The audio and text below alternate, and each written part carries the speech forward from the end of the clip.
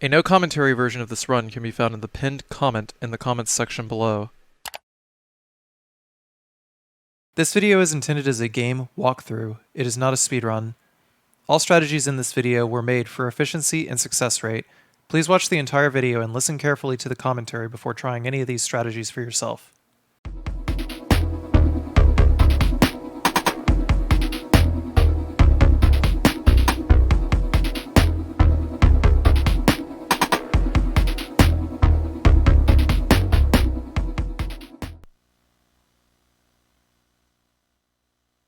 Hello everyone, this is a no damage playthrough of Castlevania Legacy of Darkness.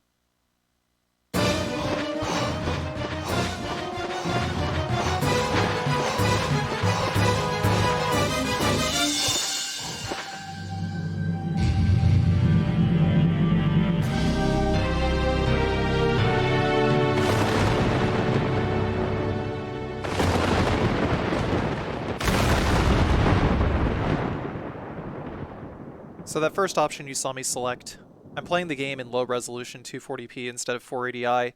Even though the graphics would be smoother in 480i, the frame rate will dip, so I decided to opt for 240p.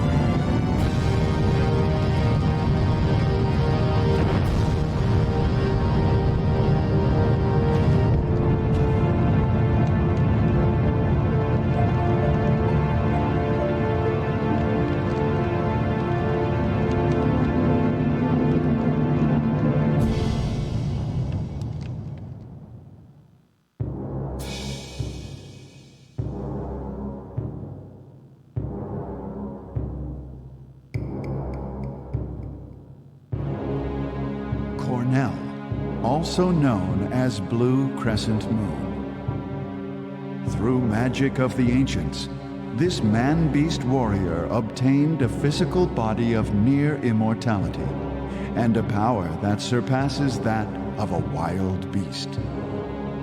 The man-beasts, choosing to live harmoniously with humans, sealed away their enormous magical powers to prevent them from being used. However, through severe ascetic training, Cornell acquired the art for releasing the sealed man-wolf power. After a year of traveling and ascetic training, Cornell rushed back to his village, only to find that evil spirits had set the village on fire, engulfing the village in a lotus flower of flames. His only living blood relative, his sister Ada, was carried away by the evil spirits. Now he must save her. Cornell uses the man-wolf's acute sense of smell to track the scent of his sister's blood. Reinhard Schneider, Carrie Fernandez. We go back 8 years in time, before the period in which these two young warriors risked their lives battling against the devil. Now, the truth that has been shrouded in the gloom of darkness will be revealed.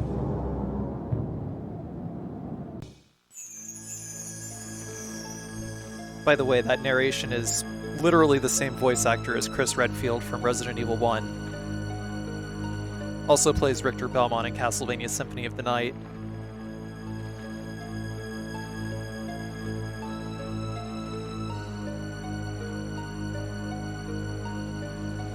Also, I lose my shit every time he says Blue Crescent Moon. Because it's like literally the only time they call him that in the whole game.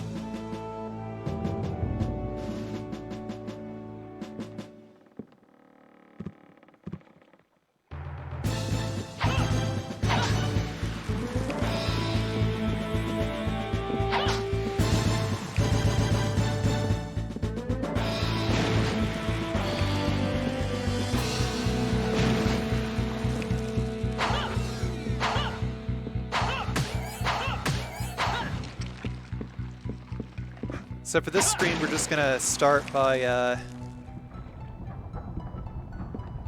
slashing up all these dudes. If part of the video is cut off from the top, I apologize. This problem should hopefully be rectified.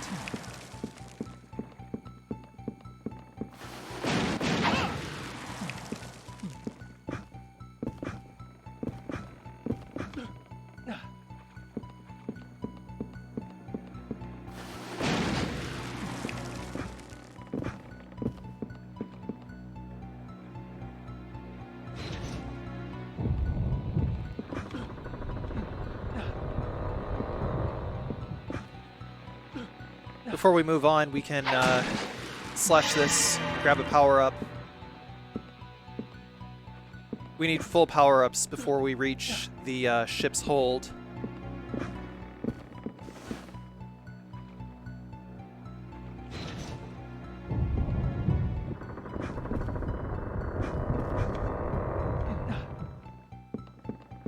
Climb up here.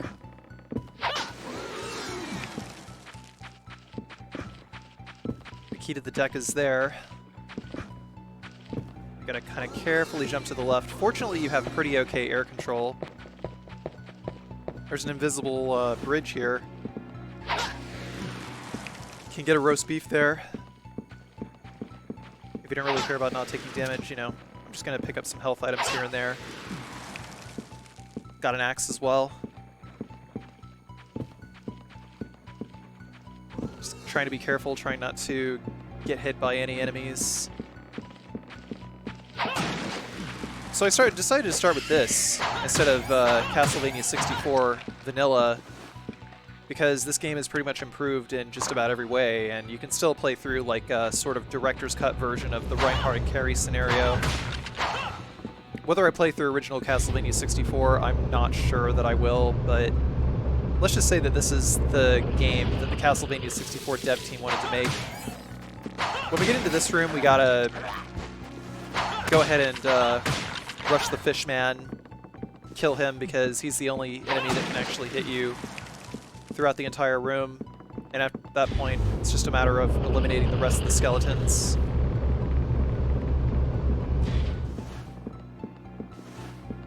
If we go back up and down this elevator here, then it will trigger the spawn of more of these skeletons again.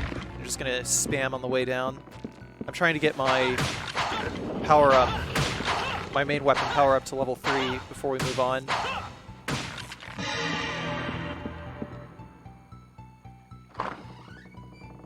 So your main weapon can power up to level 3, and so can your sub-weapon, which is a change they added in Castlevania Legacy of Darkness compared to Castlevania 64.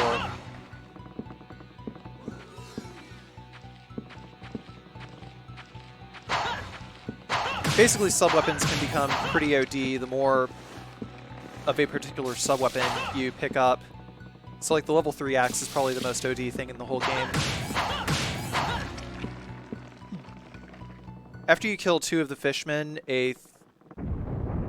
after you kill 2 of the 3 fishmen, a 4th one will spawn to the left.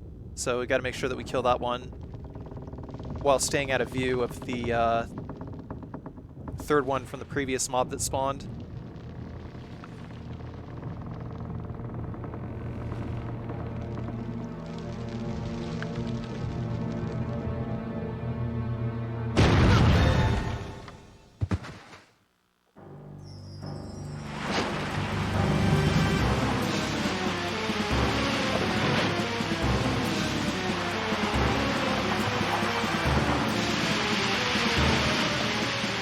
This water is actually not going to kill you, it's only going to get waist high.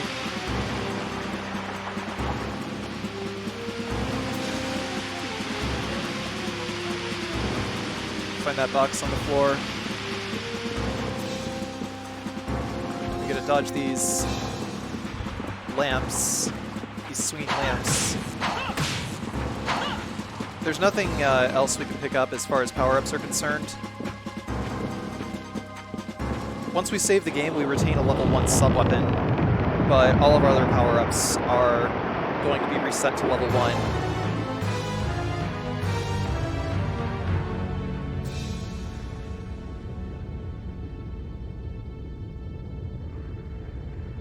So to that end, if it's possible for me to backtrack and pick up a power-up for the sake of making enemies easier, I will try to leave it in a previous save. But because that's like a point of no return, we just gotta pick up everything we can. Saving here before the boss.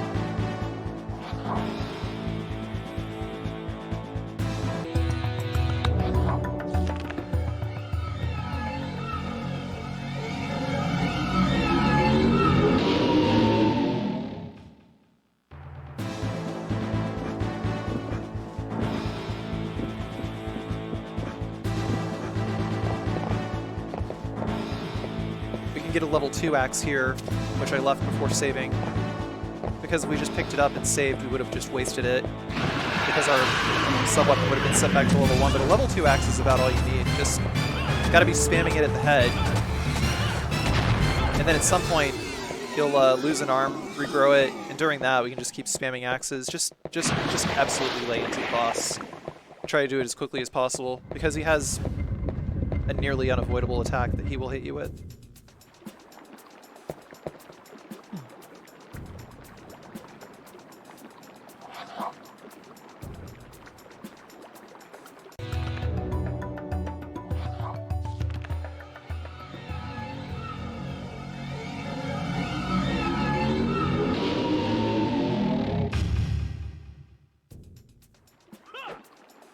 So Forest of Silence got a pretty big revamp since Castlevania 64. It's almost completely different. One thing to note about the axe is, as long as you are locked onto an enemy, it will home on enemies. Especially these flea men that are just like jumping everywhere, so it'll just curve around, it'll steer. So as long as we're slow and deliberate, we can take out these flea men with axes.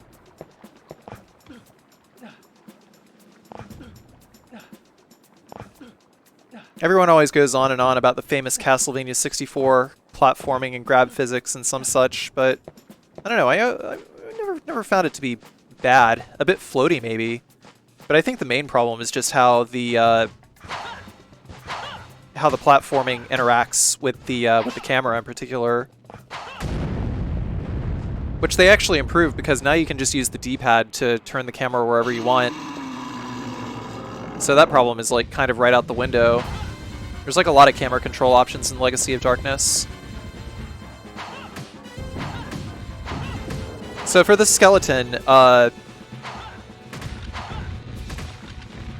he actually has a number of hits that you have to do before it'll take off like a portion of his health. So like 3 hits or so in order to take off like 20% of his health or something like that. Also trying to be careful because while he's moving towards you, I think his rear legs are what actually causes the damage.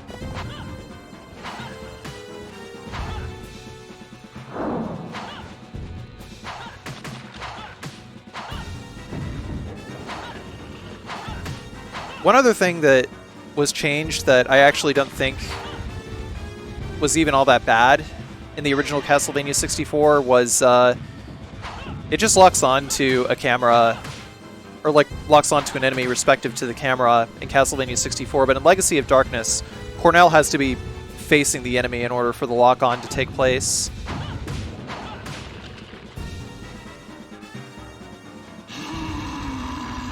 I think the game's lock-on system was already fine as it was, so kind of made it a little bit of a pain in the ass in Legacy of Darkness, but that's okay. So you might notice that whenever Cornell jumps and we attack, it kind of pushes him to the left a little bit, or like whatever direction he swipes with. I'm still not entirely sure what still not entirely sure what causes Cornell to swipe with his left or his right arm. But when you're trying to cheese enemies around corners and shit, it actually does kind of matter. Like, I would have preferred like a left-hand swipe on that skeleton there, but I mean, it still hit, so I'm not gonna scrutinize too badly.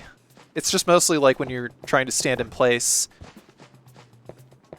Kind of matters where the hurt box originates from, either from the left or the right. It's kind of like in Unreal Tournament, you know, you'd have your weapon hand, either your left hand or your right hand. So that's what would allow you to like shoot around corners and stuff. Changing where the weapon renders the projectile coming from, kind of thing.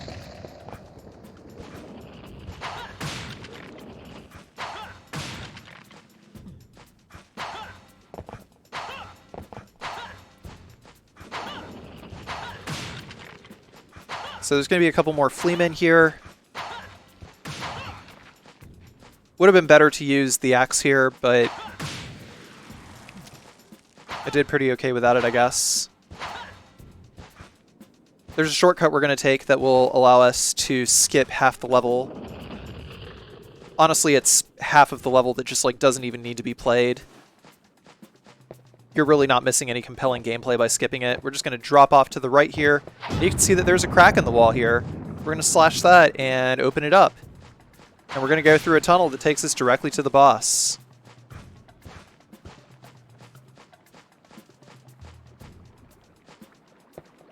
Well, not directly to the boss, but we get to go down here and we get to pull this. And that will lead us to the boss. So I guess essentially will lead us to the boss.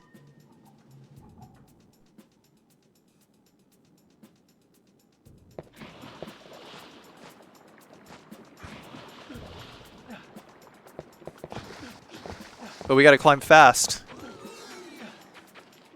because these fishmen are gonna be right up our poop chutes.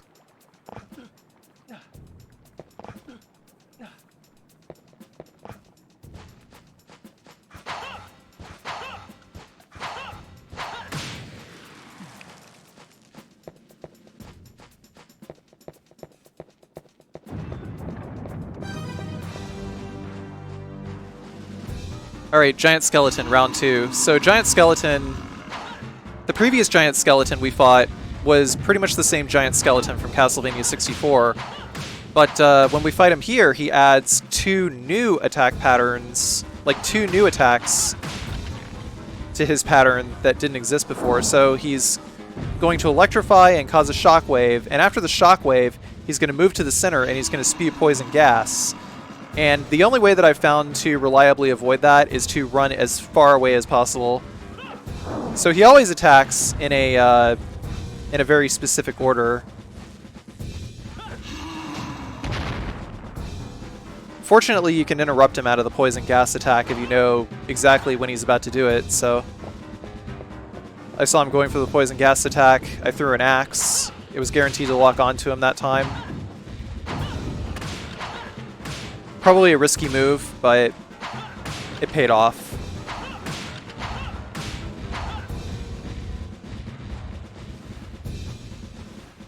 So he's going to go over there. We have to wait for him to move to the end of an area. It's like when he goes from that gate over to this end, he's not going to stop in the middle, even though we just took off a portion of his HP.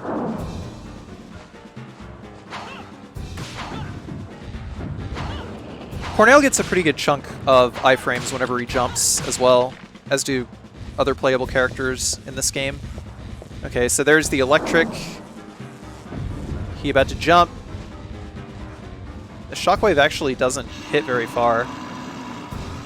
So now we just got to go all the way to the other side, and now we got to lay into him. He's going to go for the jump attack again, the shockwave attack again. And once we hit him during that phase, he'll move over to another side. So another headshot. Headshot, body shot. Come on, give us a target. And now he's just down, so we're just going to spam axes until he's dead. Also, one other thing to note is we got to watch out for the flailing limbs on the ground.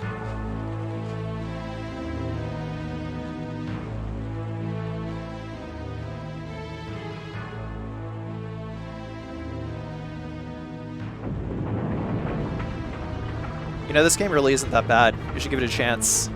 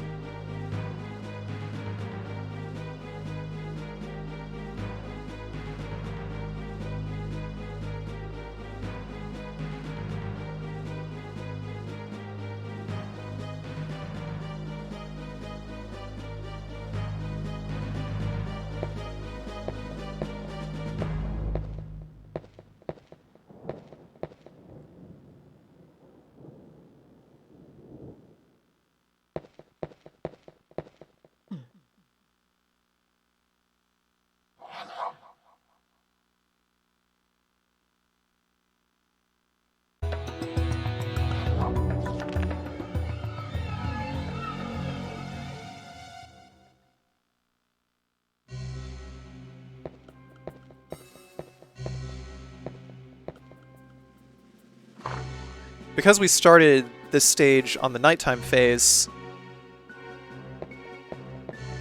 we're going to be going through the left door.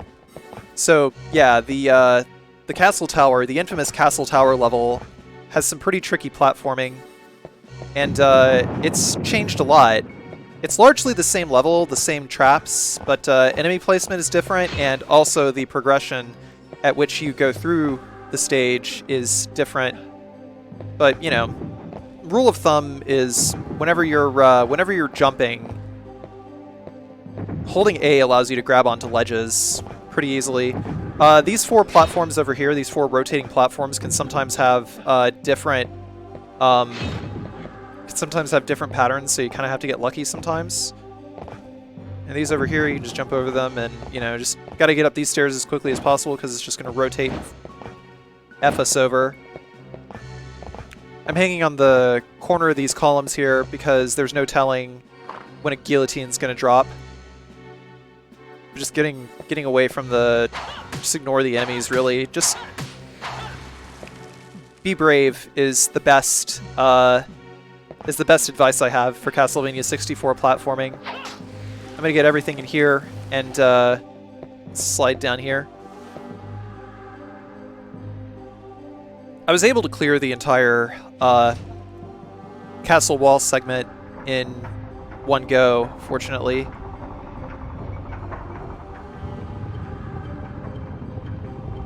I just mostly did it because I just kind of realized that it wasn't really that big of a pain in the ass once I figured out what I was doing, once I learned what I was doing.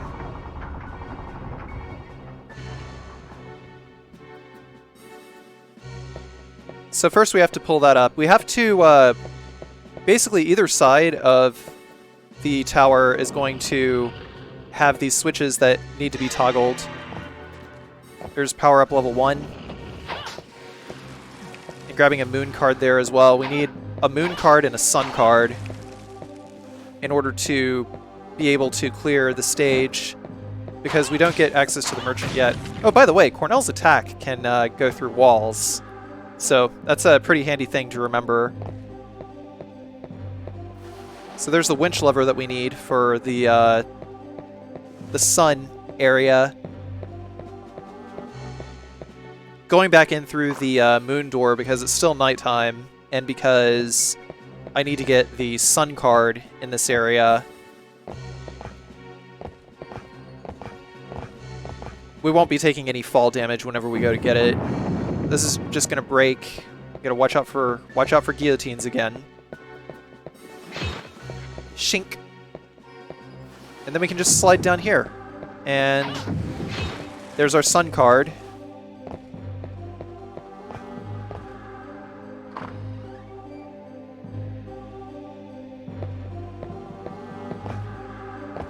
Now we gotta use the sun card here in order to be able to go through this door. But we pulled the lever in the moon card door. We gotta go back through the sun card door and then back through the moon card door again because it all works on a toggle, which is pretty weird. So you're going to have to go through one side twice, at least.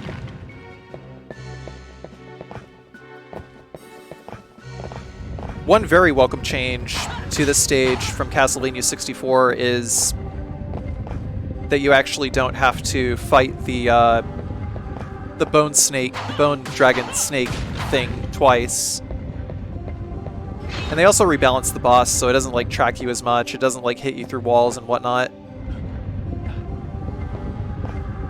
I can't really speak for the hard mode difficulty in this game though, I'm not sure. Whenever I do Reinhardt and Carry in this game, I'm gonna be doing hard mode because I didn't unlock it in this playthrough, or I didn't unlock it prior to this playthrough.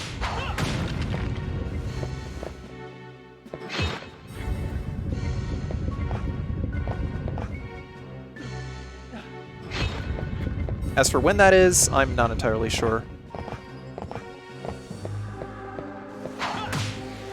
I chose not to save my game here because I want to maintain all of my power-ups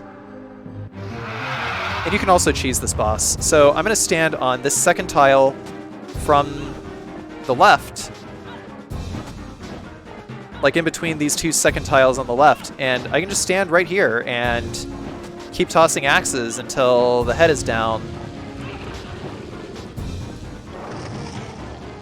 Cornell will sometimes change where he, which hand he throws the axes with, which does influence the trajectory a little bit, but it also depends on where he's facing, and I'm just trying to get Cornell to face directly towards the bone dragon snake. So kind of a pain in the ass. I can't jump on top of that though, because then the flame is actually going to get me. So then I had the genius idea of holding C up in order to orient Cornell toward the boss, and then it arcs in the correct pattern. Man, Cornell is like really good. It's like in Call of Duty, you know, those players that can just like throw a tomahawk from across the map and just like randomly get some dude at the spawn point.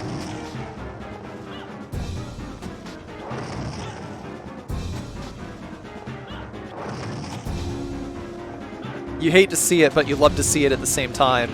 You know what I'm talking about.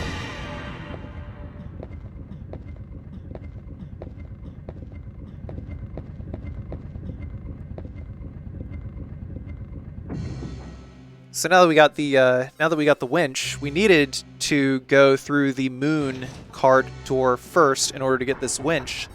Now we got it, and now we got to go back through the moon card door one more time in order to lower the gate again. Because this is going to toggle the front gate and the back gate.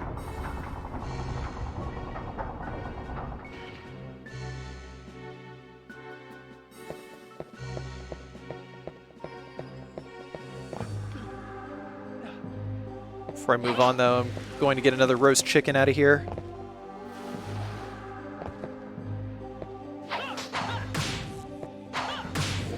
Takes about 3 hits from any weapon, I think, in order to open that.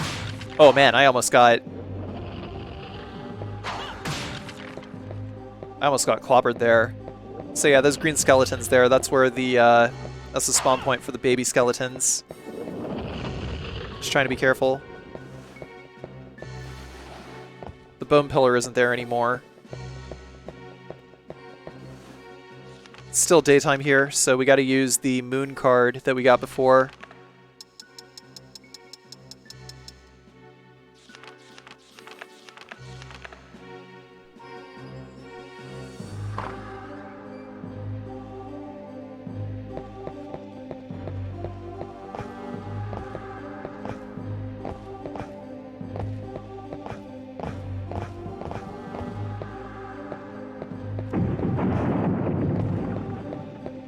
Also, just hopping and skipping up the stairs. True Blue Crescent Moon style.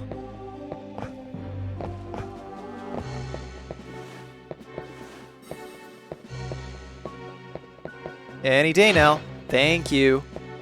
I think the guillotines come less often than they do in Castlevania 64. It's almost like an all-the-time kind of thing. Like, as soon as the guillotine is done falling, it's like they added a little bit of a delay before it falls again. So kind of had to relearn the timing for that. Trying to be careful, because I know those things are about to shift.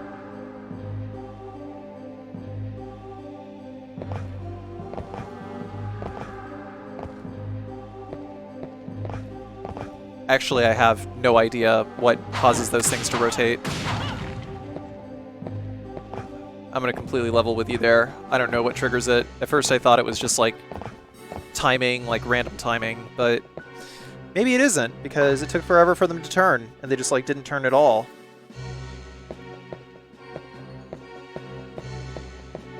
And now we can hit this lever over here.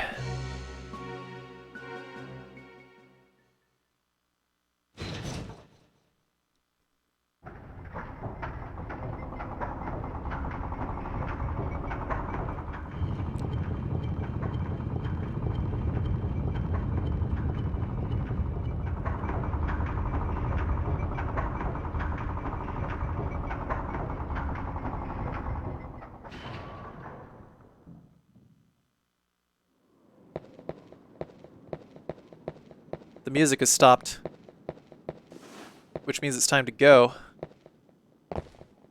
The level is over. You won, player. You won.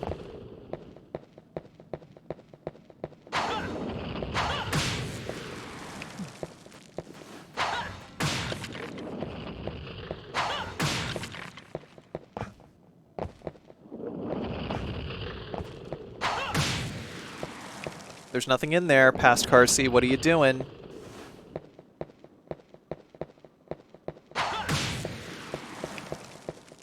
Just going and looking through all the candles, seeing if there was anything there. But no, we want to keep our axe. Speaking of keeping the axe, don't destroy any of the candles in the next room until after we load the next save, because otherwise we're just going to waste an axe.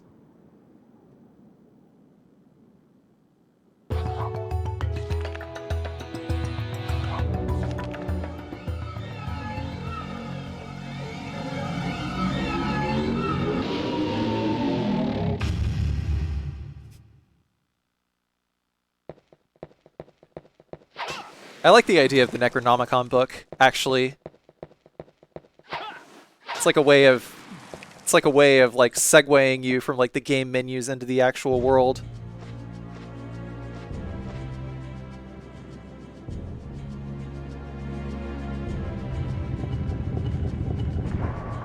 It's like not even like a harsh transition. It sort of gets you in the mood.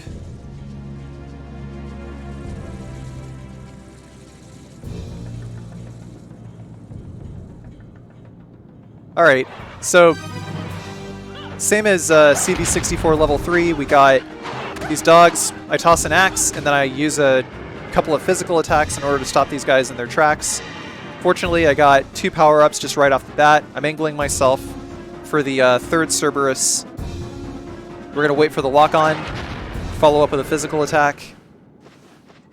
There's no floating platform. There's no invisible platform on the right side this time, though, so I can't cheese these dogs. Unfortunately.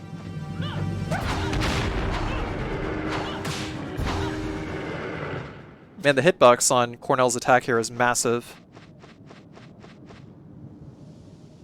Just waiting for the next dog. We already got our level 3 axe. We already got our level 3 attack. But the level 3 axe can just absolutely demolish these Cerberus.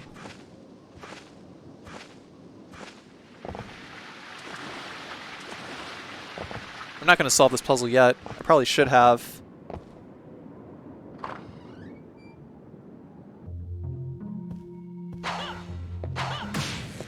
For now, I'm going to save my game, though, because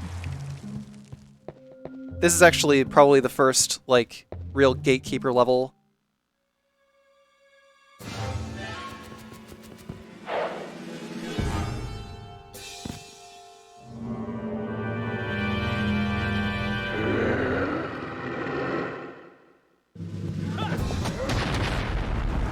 I started by tossing an axe from the get-go. We're going to force him to come upstairs here. He jumped to the left. Because he's jumping and because our axes just lock right onto him, he's just completely vulnerable. So we can just, oh my god, what the fuck, barbecue him right there.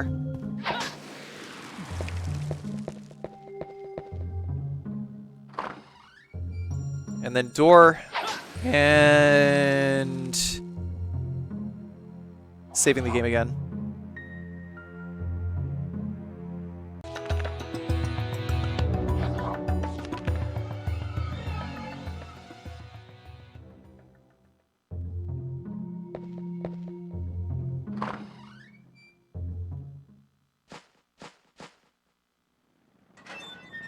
We're going to go through this gate here. We have to go through the garden several times in order to clear the stage. We got to hug this right-hand wall. These 2 skeletons here are going to miss us, and if we hug the right-hand wall, then it's going to force this motorcycle skeleton with, like, the other guy to just, like, kind of turn into the wall and whatnot, and we basically can manipulate him a little easier because he's always going to turn towards us. So, ideally, better to get him to turn into the wall because the sidecar skeleton has a Tommy gun, and he's a dick. And that guy, he's just gonna like shoot to the left. We don't really need to worry about him. I decided to just not even bother attacking these guys because the spoils are bullshit, and they're not even like that risky anyway. I'll jump over this guy here. There's also no point in like farming power-ups or anything like that. I mean, it just kind of avoids that. So ultimately, sometimes it's just faster to just avoid some enemies. Not even faster, but safer to just avoid some enemies. Sorry, Freudian slip. I used to do a lot of speedruns, so sometimes the fast option is the safer option, is what I mean to say.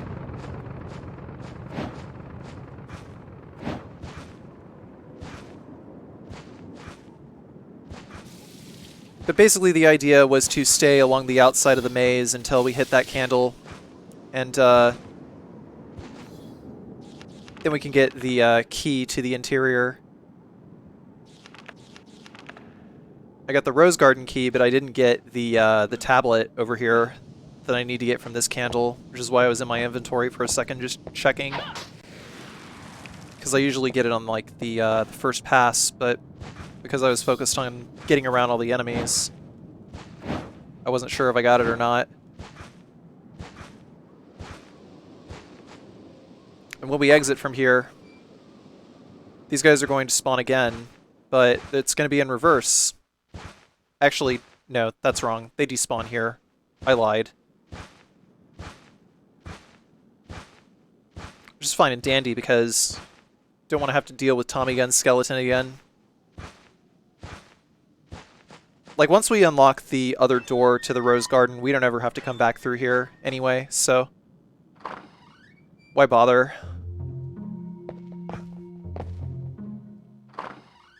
We're still at level 1,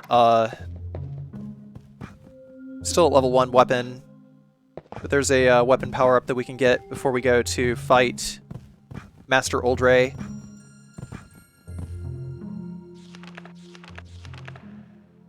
There's like a minor, like a sub-boss encounter.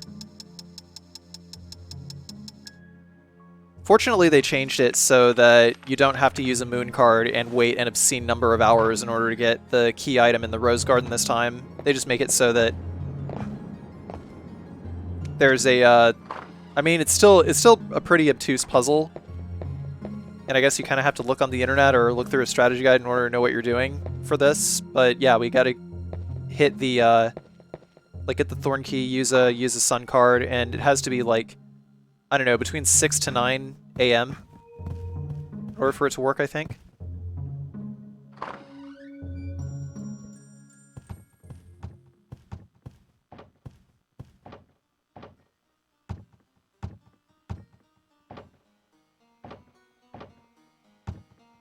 Three to 6 a.m., my bad.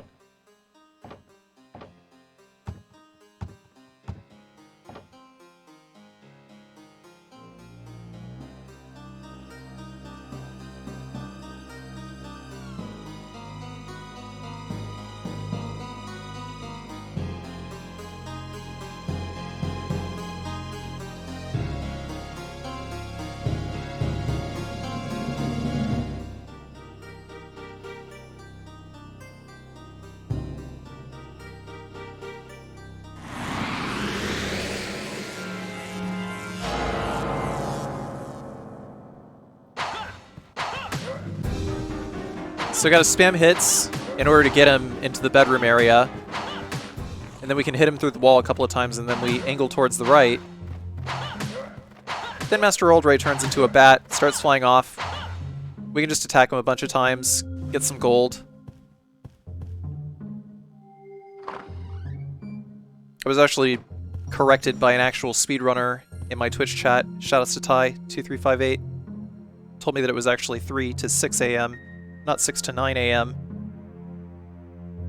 But I think there's like a little bit of a grace period even.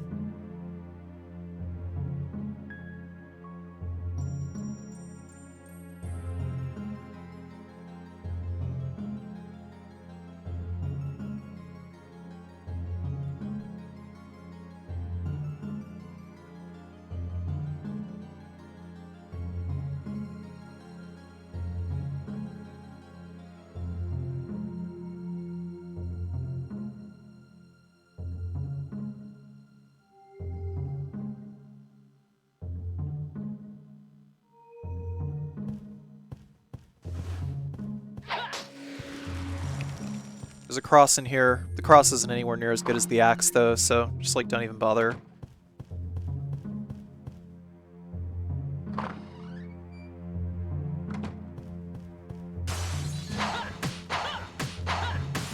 These guys almost always drop red gems, so if you need red gems, these are the guys to kill.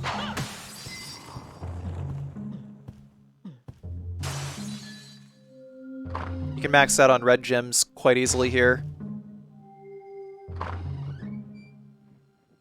The poltergeists there also give you money.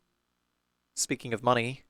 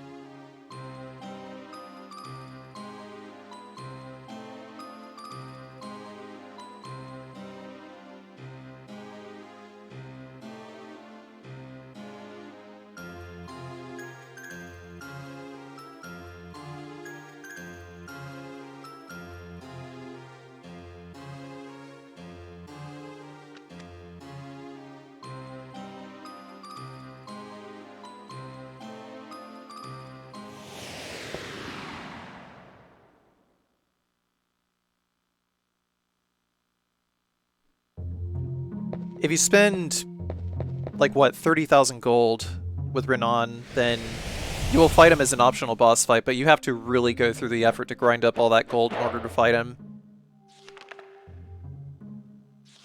Like, I didn't even try that hard to get gold, and I couldn't even get any more than... like, what, 20,000 gold or something like that. But I bought a bunch of sun cards, a bunch of moon cards,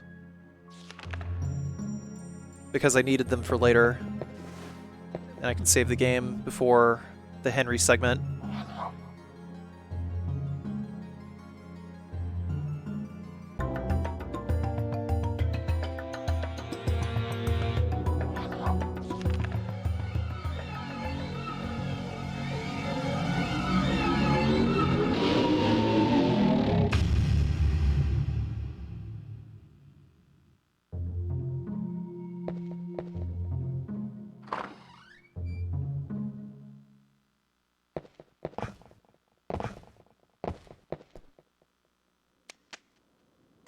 This game employs quite a lot of silence, so you guys have probably heard like a mains hum coming from my audio. I don't think that the N64 HDMI mod does a particularly great job of eliminating that mains hum, so sorry about that.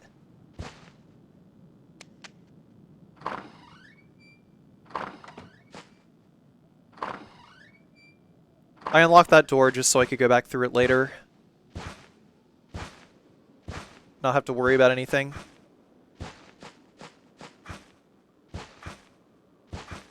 So we're going to run back here, and then we're going to head directly to the right. And this is where we encounter Henry.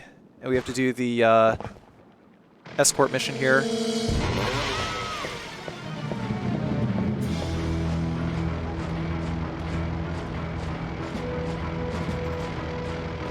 Dude, I'm getting some major Macaulay Culkin vibes from this kid.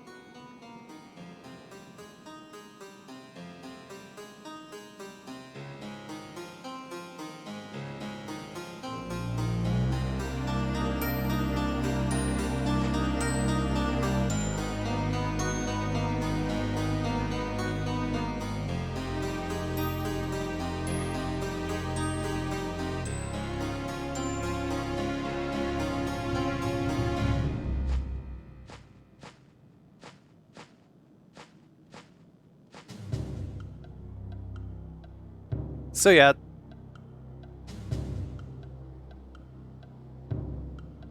We ideally want to do this escort mission as little as possible.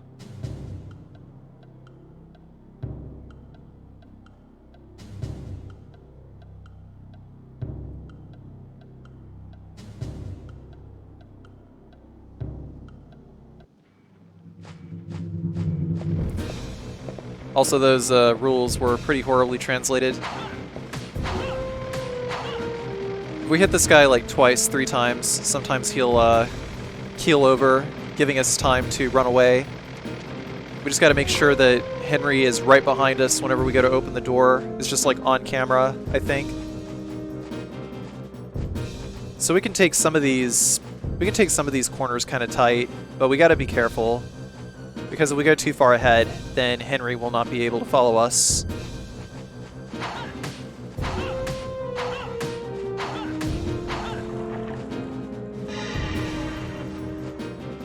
We also got to not take this corner too tightly because it is possible for Henry to get caught on the archway here. So I'm waiting for Henry. It actually takes 3 hits from, I think, any level of Cornell's claws to knock down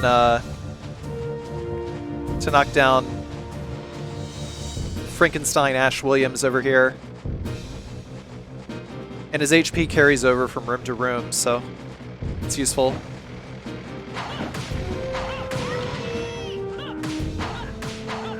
Of course, when Henry says, "Help me!" he's about to get hit. When you stop hearing the chainsaw, that's when it's time to go. Snakes will not spawn here during this segment. We can just go.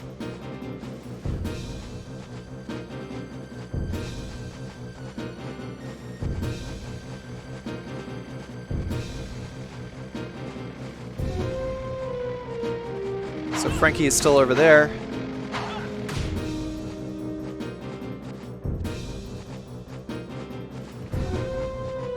We got that tablet earlier, so we don't need to go up the stairs. We're already prepared to just leave. We're just taking the exit back to the motorcycle skeleton area. The area with those 3 motorcycle skeletons.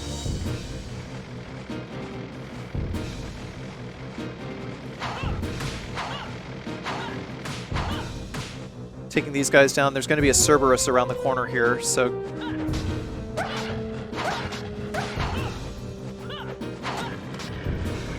gotta be careful with that. Gotta throw an axe. Taking the long way around allows us to avoid another Cerberus. There is a shorter route through here, but it'd be riskier because we have to deal with the Cerberus and Frankenstein at the same time, so... Yes, I know he's Frankenstein's monster. I'm sorry. Force of habit. I hope you can forgive me.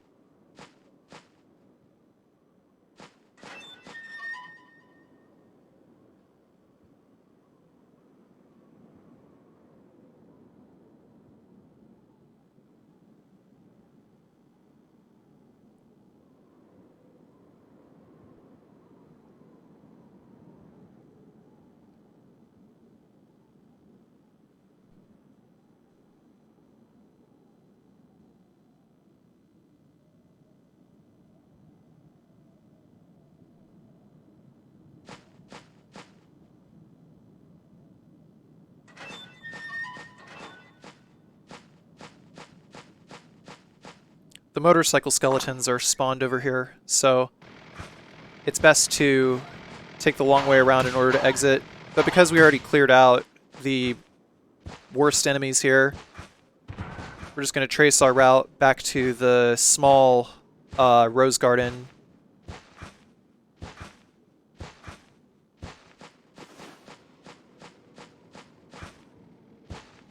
Well, the flower garden over here, which we got the thorn key for earlier. This gives us a necessary item for us to get the other stone tablet necessary to exit the stage. The rose brooch. So, while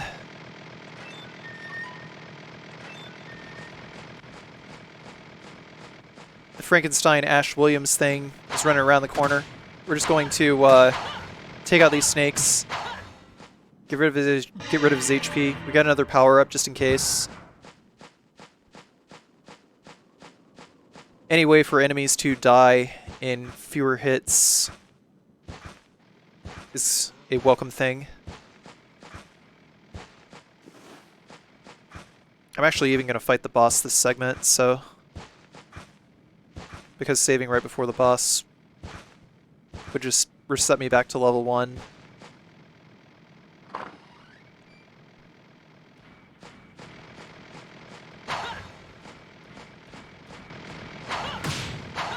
Spawned right ahead of us even. I think the more you take this guy down, the faster he gets whenever he gets back up. But yeah, going and getting the Rose Brooch with Henry in tow just proves to be a lot riskier. So it's better to just do Henry and then go get the Rose Brooch manually. Just take the long way around.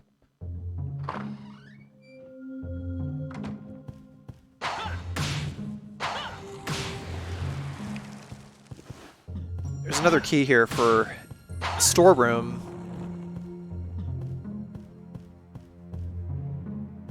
Yes, it's a stylish sofa.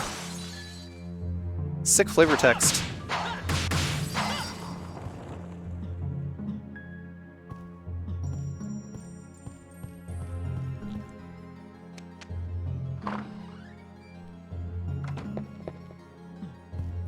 Storeroom just has a couple of health items. I actually hadn't been in this room before this segment, so just wanted to see if I could destroy that statue there. Now that we've rescued Henry, we gotta go talk to Henry's mother anyway. Gotta go talk to Mary anyway.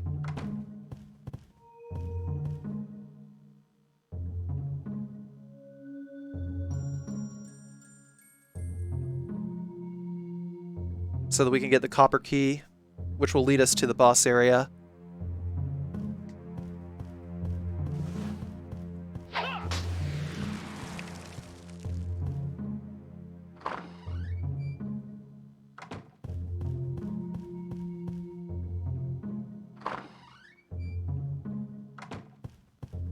We're going to make our exit towards the right.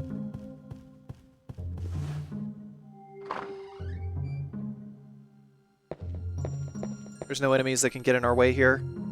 We just have one more puzzle to solve before the end of the stage.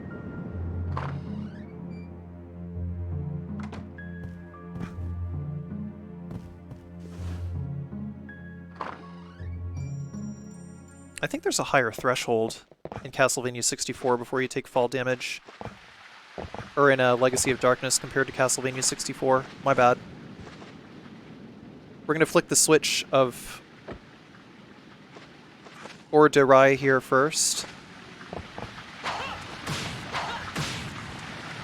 Take out these ghosts. We'll flick the switch of Mary next. We learned the order in which to push these switches by going into the study. There's a book that can be opened. It's not just flavor text. Got an axe here too. So, yeah, oldrey, Henry, and, oldrey, Mary, and then Henry. And then we hit this. The platform will raise, and we get a lot of items.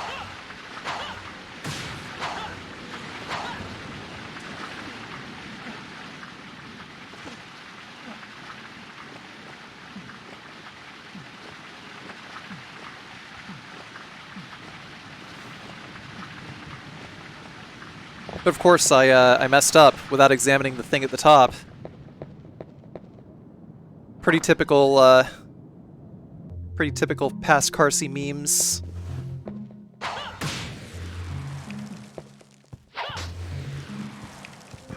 You just had to get it. You just had to get it right exactly once past Carcy. It happens once every single no damage run.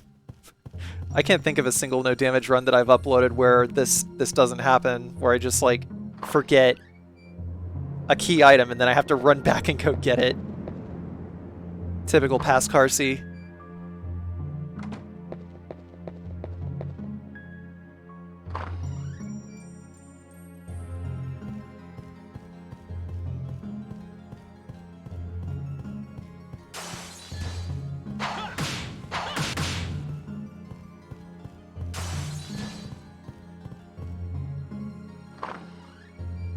No, past Carcy, stop! Go back to the start! Oh, I think I even got all the way out.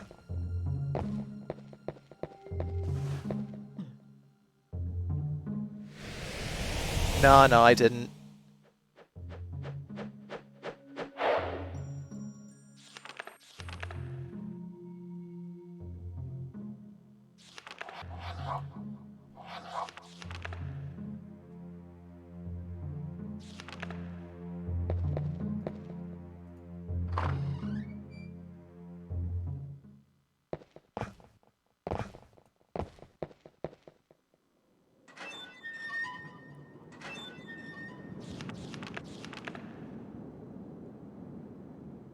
That's when I realized that I forgot the other half of the crest after running all that way back.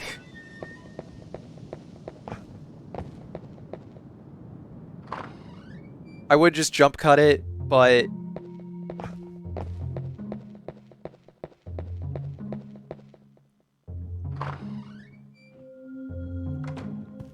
I don't want to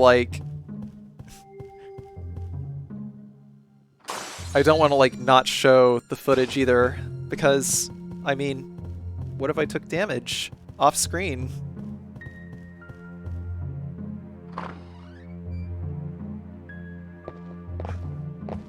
You gotta see the whole game from start to finish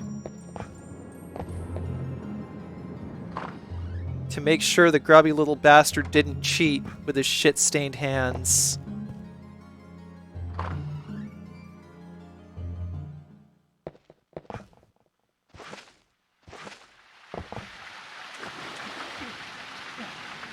Always past Carcy forgetting things. Always past Carcy forgetting things.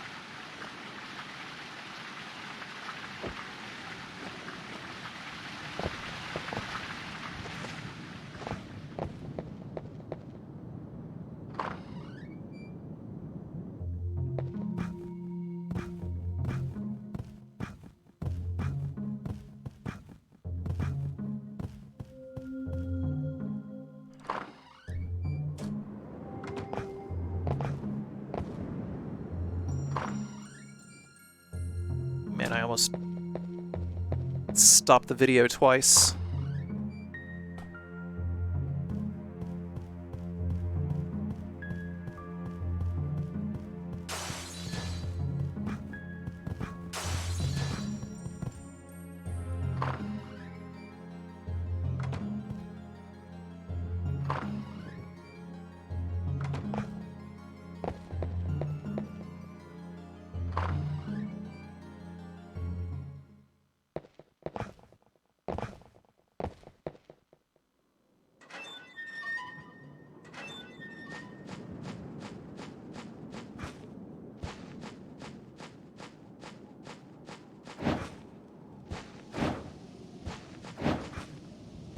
So we just go to this tower over here, use the copper door key,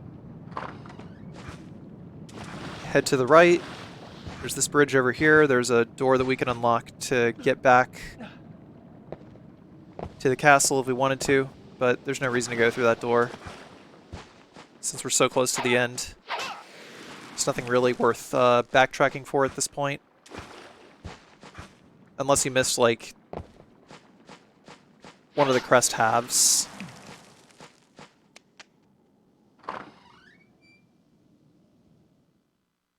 It's really just a convenient pleasantry for people who haven't played this game before. So for Giles, we're going to go into wolf form by tapping the L button. And because we already got like a level 3 attack, we can just destroy him pretty fast. I'll touch up more on the mechanics of wolf form later.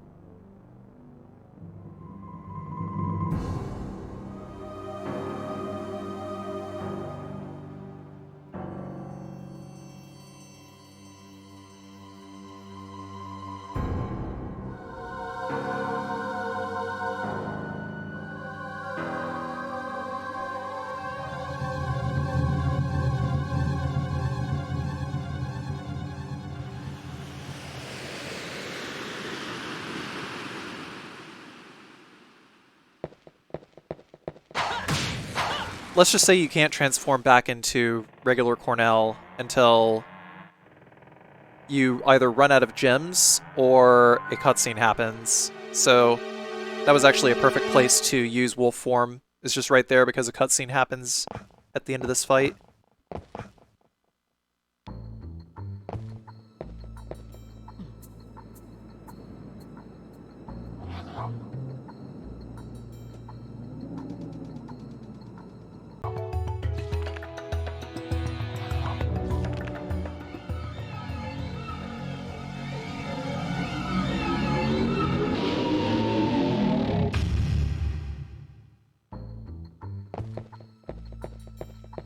The outer wall is pretty easy. It's just platforming. There's no real enemies that you have to deal with, just platforming and traps. There's an axe in that candle over there. We need the axe for the boss. I'm just trying to get Cornell to spin around and grab. There we go.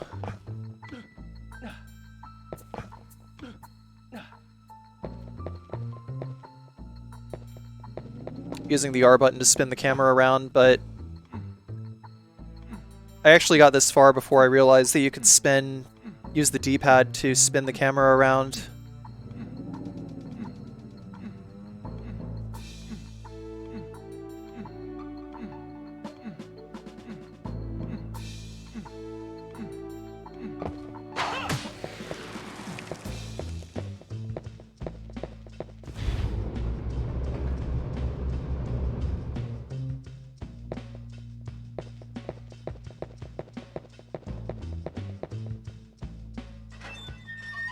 The music here is pretty banger, though. So these saws over here, we're just gonna slide under this last one and hold this, which will raise a platform outside. As long as we stay crouched, the saw blades will not affect us. So just sliding under it is a good way to maintain momentum. It's totally possible to skip the saw blades.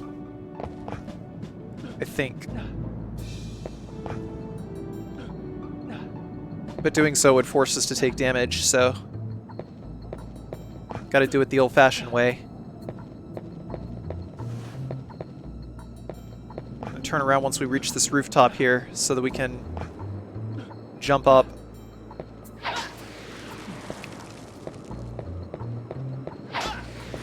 Grab the key over here, the wall key.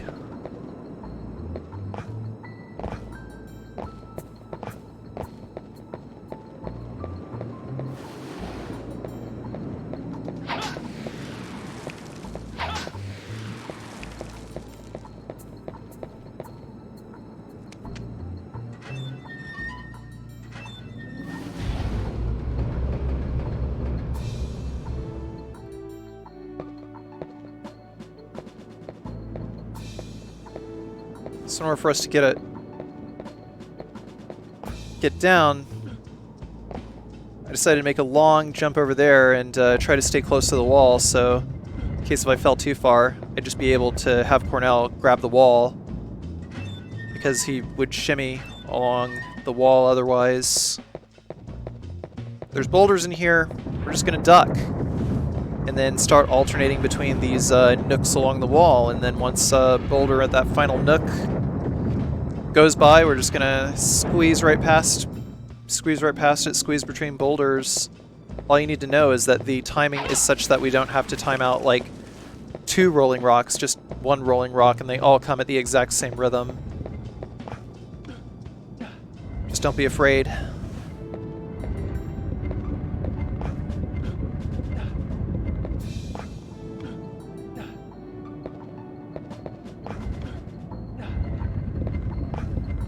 These things are going to go out and go back in, so we kind of have to do it kind of quickly. These circular saws are going to go down and up. We got to dodge past that last one when it's up, and then grab it from the side. And once we've gotten past these saw blades, we just got to slide down a couple of rooftops here. and then we will go to fight the boss. There's nothing that's worth getting from these candles because we're already completely powered up as far as our sub-weapon goes, so the boss will just fall really easily. This is kind of a weird boss fight because we have to use the quote-unquote lock-on by holding R.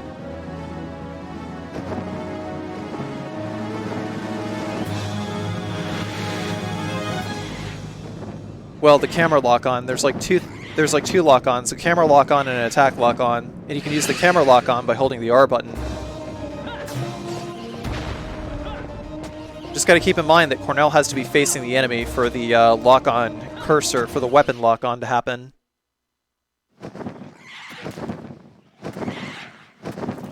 Level 3 axes destroy this harpy really fast, though.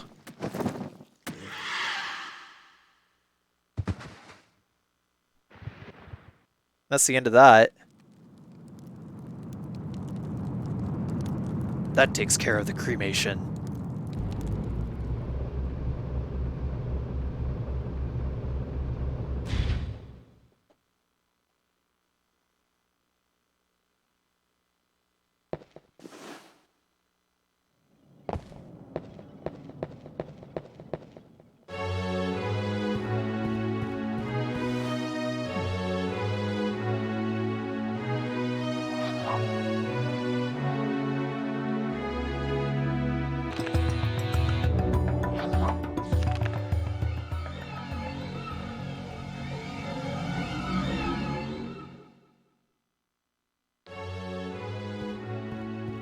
So Art Tower is where we're going to be using a lot of Sun and Moon cards. We're going to the left here because we're already on daytime. We're just going ahead and going through the door. Whenever we exit, it's going to teleport the knights to the other side. So now I'm going to use the Moon card so that we can go through the other two doors on either side. There's holy water in this room, but if we destroy this, there's another moon card that we can get. We just get mad moon cards and sun cards here. There's not really much of a reason behind the mechanics other than for puzzles. So there's going to be a mine card coming down this way, and gotta be safe. Move that way. Dodge right.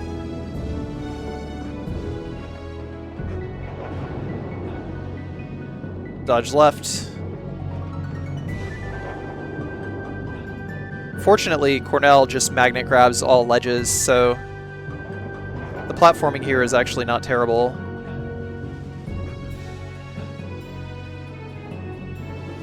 Once we climb up here, we got to use another sun card.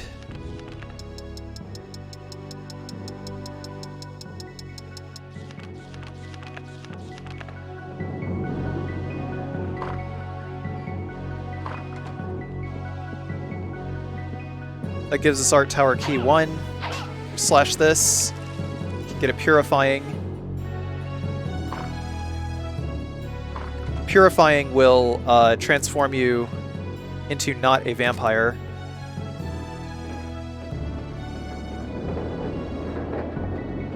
No, no, no, no, no, no, no, no, no, no, no, no, no. That was too close. I'm not sure if I could actually ride on those mine... Well, actually, I think I can ride on the mine carts on the way down. They just explode. But we gotta use a moon card and another sun card in order to exit.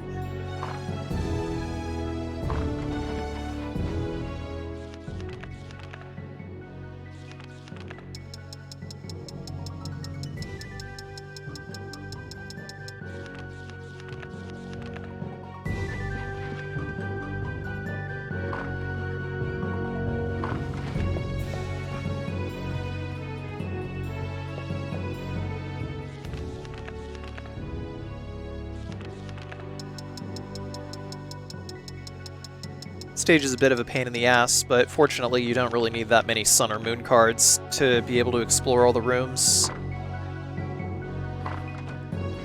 still on moon phase, so we'll open this and we'll get a singular power-up.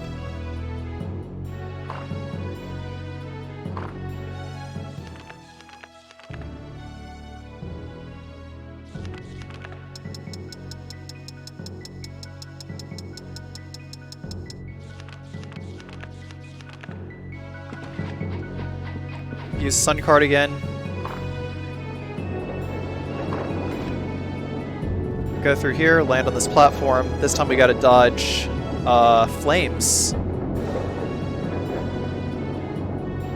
And sometimes these flames can alternate between upper and lower, thus changing where we have to stand on the platform. I got kind of lucky there. It is possible for those flames to hit us, and we would take recoil and fly off the platform.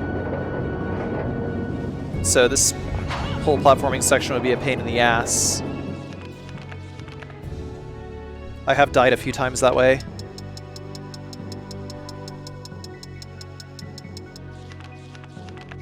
We'll use the moon card again. Go through here and get the other art tower key.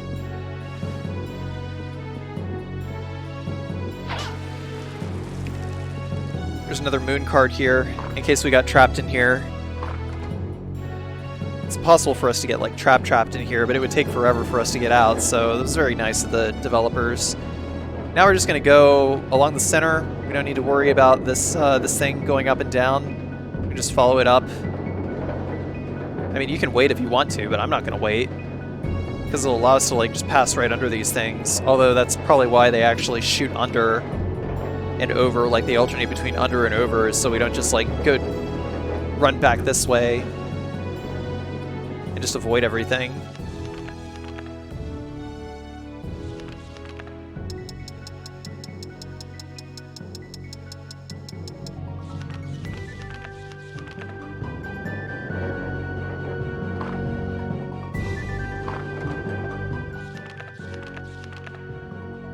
To use one more moon card to get out of here.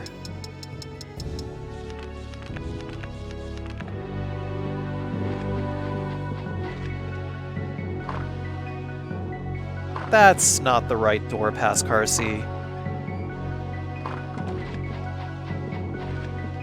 Yeah, they're over there.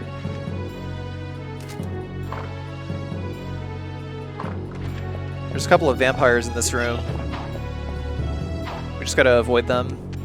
So we use Art Tower Key 1. And we gotta attack these guys over here, the Gold Knights,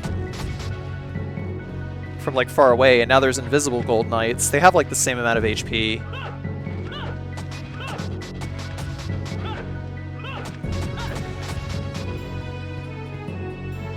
We can just lay into them with the axes.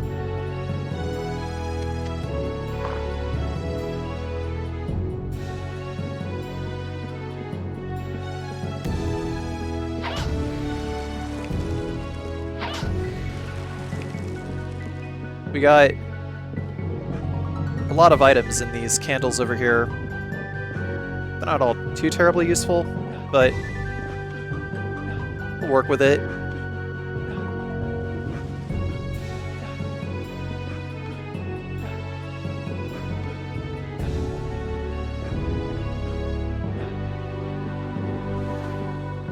Once we climb up here, we gotta do a tightrope walk.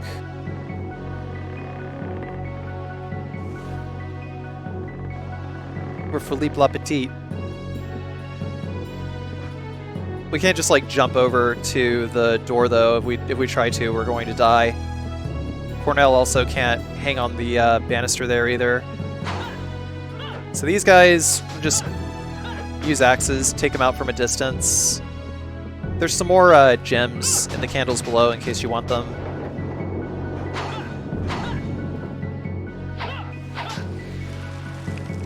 Well, just...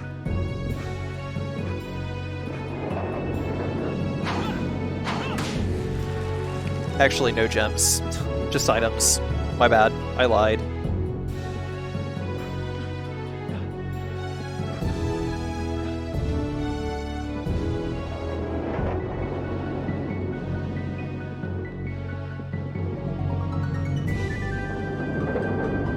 gonna wait for this flaming minecart to go back to the other side.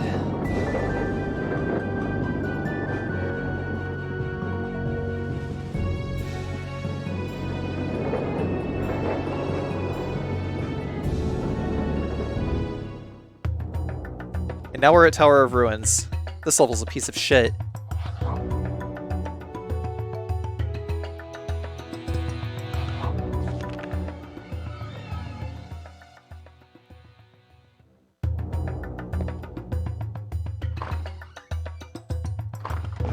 Yeah, I think Tower of Ruin is probably like the worst level in the game.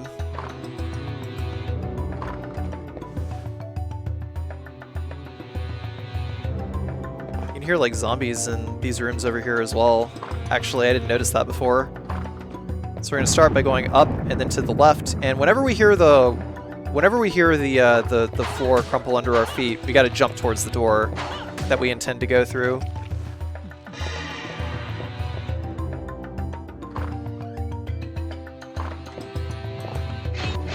There's just spikes coming out of the floor here. As long as we just like walk around them, it's no big deal. We gotta go over here in order to push this switch, but we gotta kill the gold knight over here before we can. Yeah, this level's just a tedious slog. I hate it.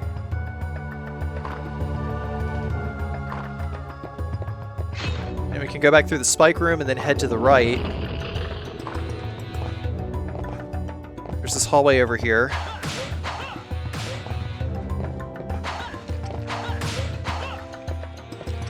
We'll knock these zombies down.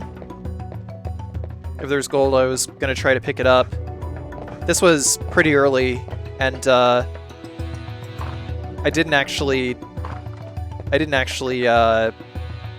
know that I wasn't gonna have enough gold to fight Renan at the end of the run. I was hoping to actually include that boss fight because I'd never gotten it before. And of course I messed that jump up. So now we gotta go back up this elevator. Fortunately, it's, you know, it's an okay place to fuck up this jump.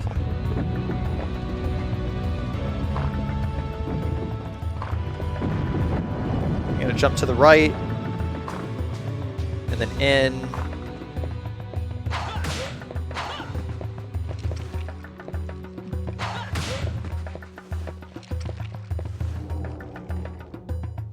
Checking the map one more time. Where do we gotta go?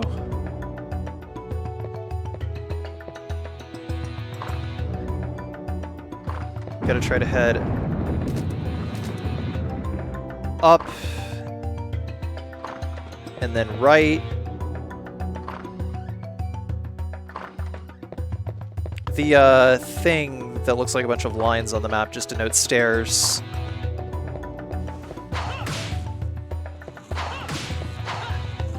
Fortunately, there's just a map in the center of every room. Gotta go left and then up in order to hit the next switch.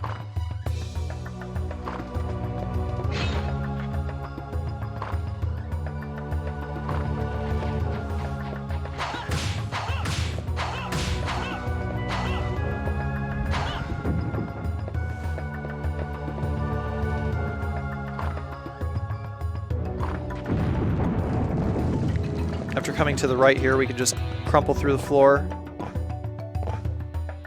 That flea man we saw earlier isn't going to follow us. Now we're back in the center room. Pascarcy was looking for something around here. I'm sure Pascarcy will look for the thing that he's looking for someday. I'll head back up the elevator. And then to the right again, which will bring us back into the first room. Just basically taking note of all the rooms that are going to have falling platforms or falling floors. So then we gotta go right, up, right, right. If there's nothing in a room, then the floor is gonna crumple. I think is a pretty good rule of thumb. So there's right, there's up, there's right. If there's spikes coming through the floor, we don't gotta worry about the floor crumpling. We'll head up the stairs. another crumpling floor, but there's no reason to go through that door over there yet, as I'm about to demonstrate. Those switches that we have been pushing this whole time are actually toggling these. There's some gates on the other side of this door over here. So we need to find one last switch for this last gate. And the last switch to open that last gate can be found in the previous room with the crumpling floor. We gotta fall through the floor here, because it's the only route that we can take. Because falling through the floor sometimes takes us places. There's flea men over here, so it's best to use the axe. That is actually why it is best to use the axe, because you can see they were just jumping over all of my attacks.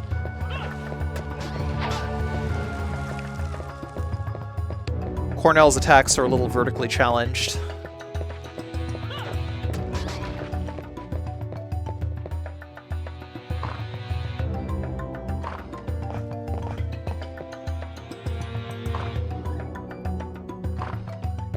Go back up these stairs over here.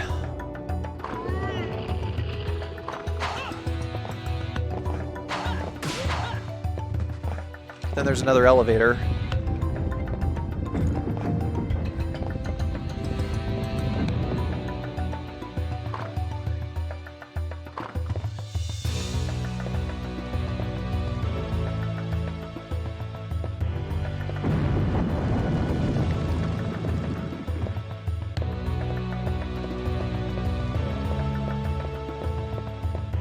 But we'll follow, and we can just go right back up this elevator here.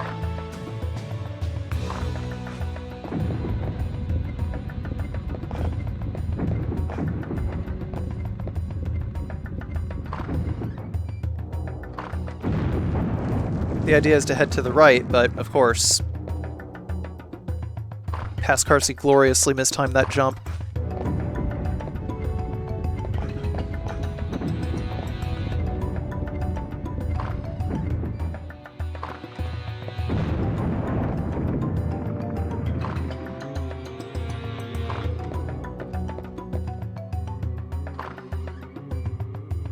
So in order to head back to the gates, we gotta go up, right, right. There's floor spikes in this room. And to the right again. Basically just refer to the map. We just want to head as far to the top right as we can. As far to the top right of the map as we can. Wow, cleared that jump. That would have been terrible if I missed that, because then I would have had to go all the way through all that mess just to get back here. I was slightly unaware of these flea men.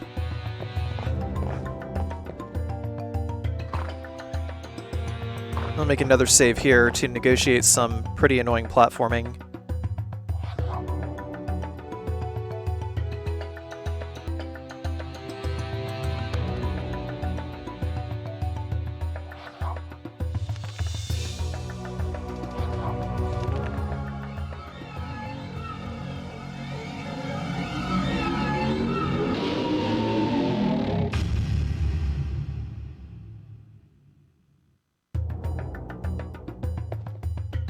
So we gotta go through room after room of platforming and falling bricks. I think as long as you commit to a direction, you don't have to worry about falling through the ground.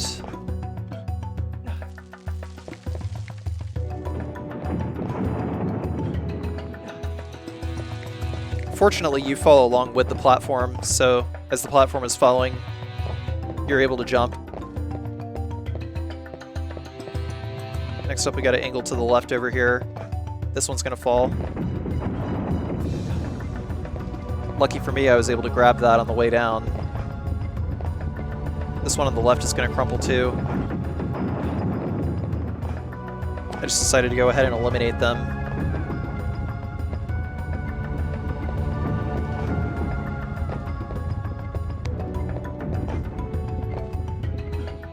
Also, you can grab on to these things whenever they go into the wall.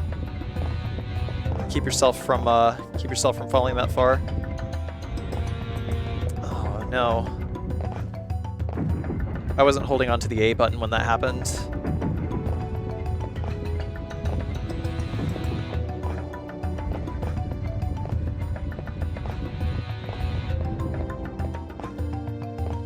But yeah, it's like, you know, don't be afraid of the platform going in, because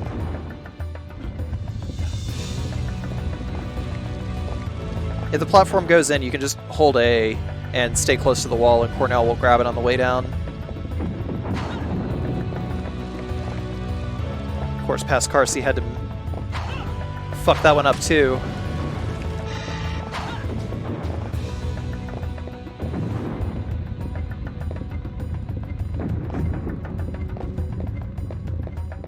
In case you can't tell, I rather intensely dislike this area. Decided to take a little bit of a calculated risk there. Grabbing that platform.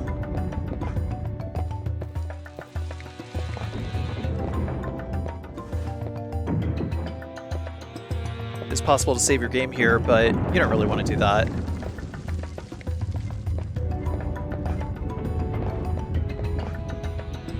So just drop down here and take the elevator back up.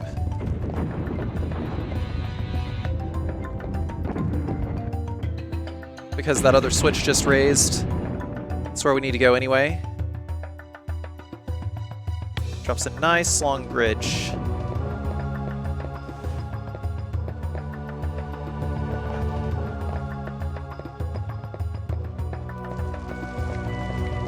None of which is going to have falling platforms.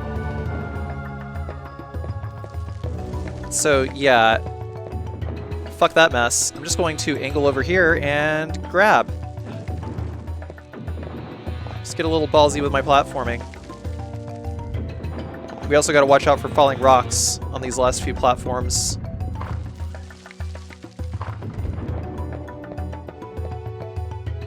Now we got one more room of bad platforming to deal with before the stage is over.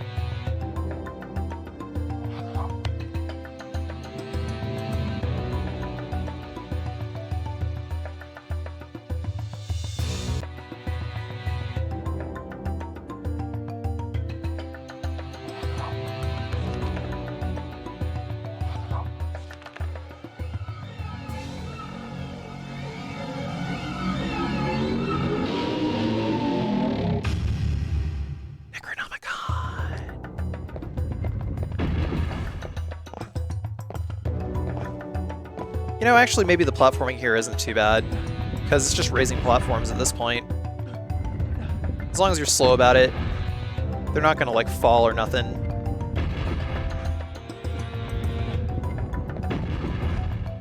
Yeah, okay. There kind of wasn't really a point to this segment, was there?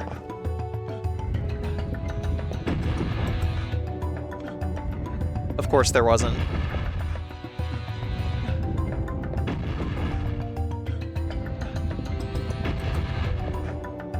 Yeah, whatever.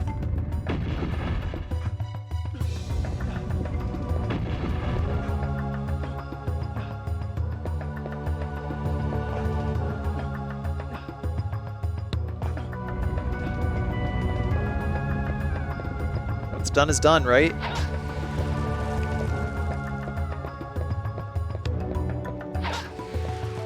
Not really much point to sun and moon cards anymore. So we're going to go through the door and into the Tower of Science, which is another stage from Castlevania 64, and also a terrible stage.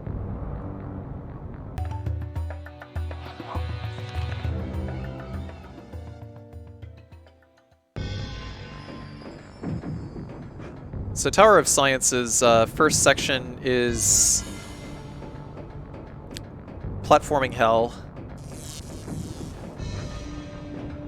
with a lot of traps that can, like, damage you. So, you know, playing through casually, if you got a bunch of health, you can just brute force this, and just as long as you don't get plowed over the side. It's pretty okay. Just gotta pay attention to the electricity. No electricity coming out of that thing on the wall there, so I decided to jump for it. These boxes with spikes on them can damage you, but they die in one shot. Cornell's attack actually has damage degradation, so keep that in mind. So it can take like 1 or 2 swings to destroy the boxes.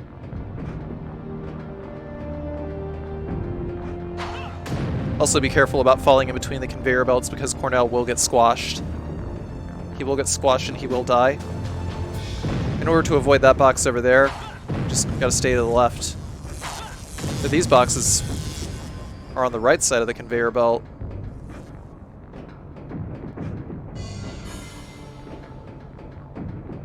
That did get pretty close. Now this is actually a bit of a pain in the ass here because we have to deal with the camera on top of the boxes moving this way and these things moving up and down, so we are not always able to progress without taking a hit. Now these are just timed. Whenever we see like the double block over here, we can move. There's like just enough time to move after the double block.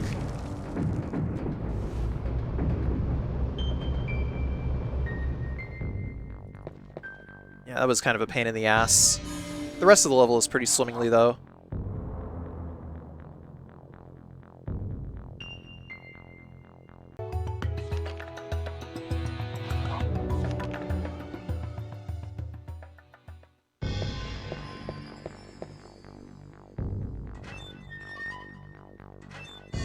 So now we're going to deal with turrets.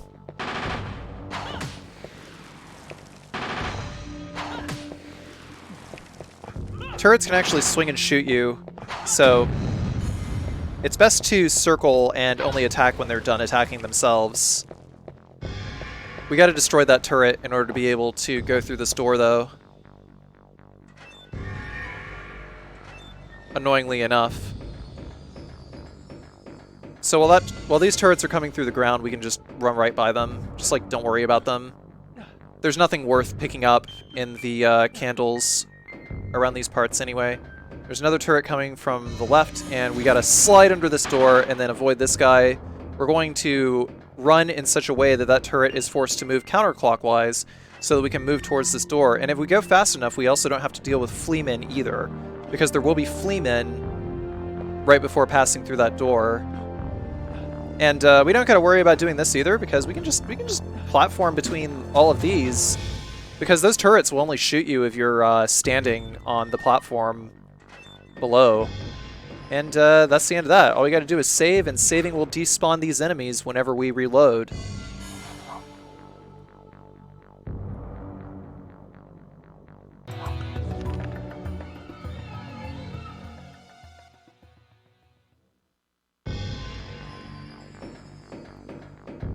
So with the fleamen despawned, we can run up this way,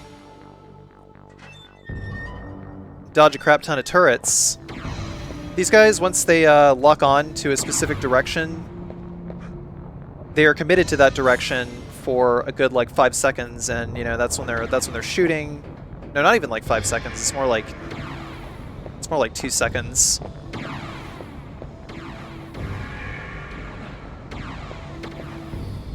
But if you have an idea of like which ones are going to fire, then you can just sort of lock them into place and get them to fire.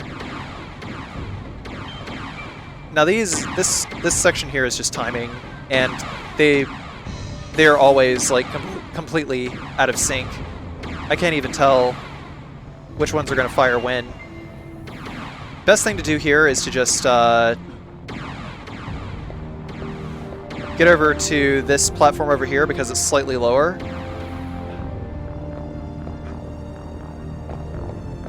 And then we can jump over here and just like not have to worry about dodging the rest of it. But I am going to slide down here.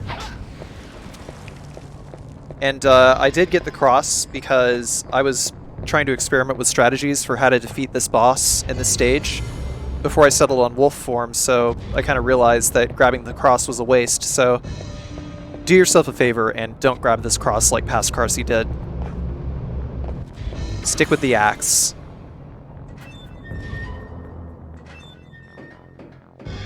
Also, yeah, those sound effects from those turrets are absolutely from Symphony of the Night. Well, okay. Throwing the cross there actually did take those fleamen out unexpectedly. Saving would have despawned them anyway.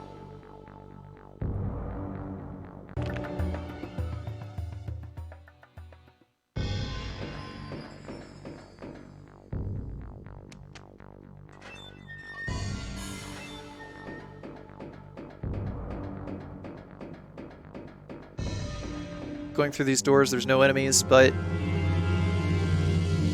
here's where things get kind of screwy. So we're going to turn into werewolf form, and we're going to destroy these two turrets over here, and then we're going to go directly over here, and now we have to DPS the crap out of this crystal before those other turrets respawn, because here they come. And now they're all gone.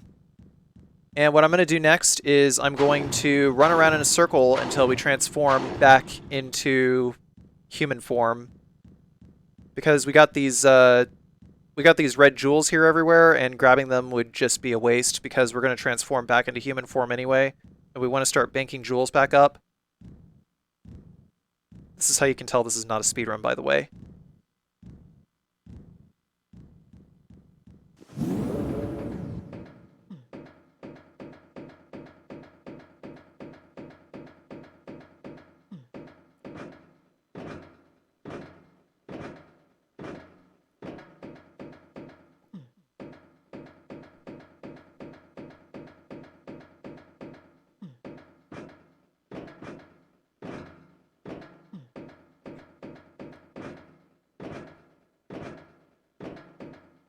And door. Dual tower sucks too.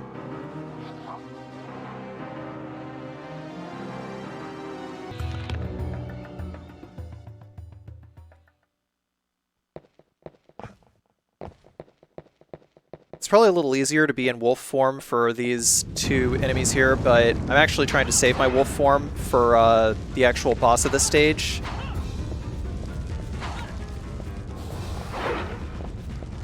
So whenever this guy is done attacking, he's just going to run like away and like either clockwise or counterclockwise.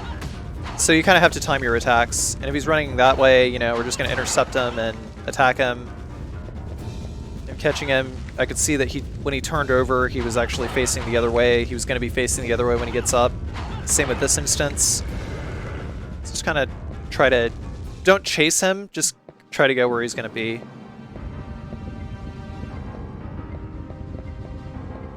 So that platform happens. You can fall, and you can crouch and move around these, and not ever touch the spikes.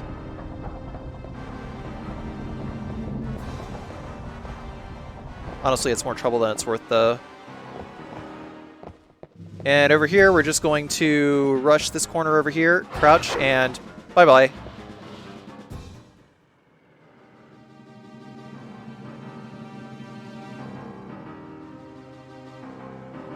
Nothing can swim in this game, except like the dragon at the start of the game. That trick is actually really tough to get. I just wanted to put it there because I don't know. It's just really funny to just make the boss fall over the edge, even though it actually took like a lot more attempts. It was actually quite risky.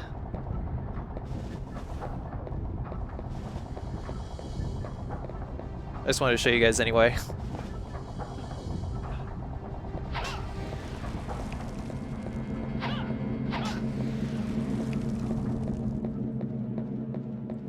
So we don't have any axes. We're already at kind of a big disadvantage.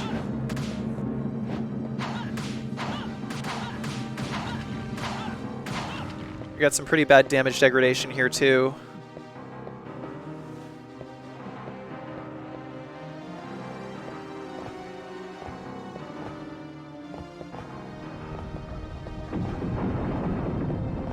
Got to be careful with our timing.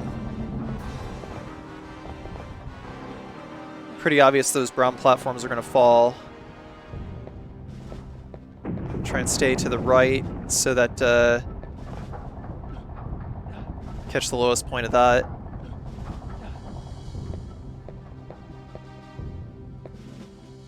And now I'm going to save before the next enemy gauntlet.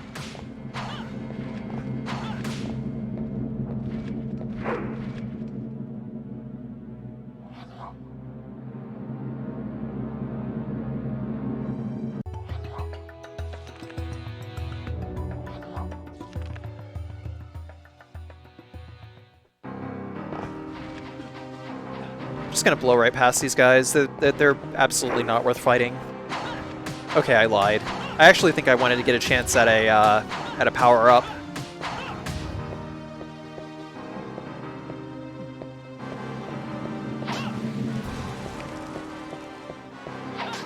And a red jewels won't hurt either. Gotta try to get as many red jewels as we can. Once we get over here, just one power-up so we can get level 2 at bare minimum. And roast chicken. And once we head to the center, we're going to trigger the boss fight. So now we're going to transform. And then just lay into the Minotaur demon.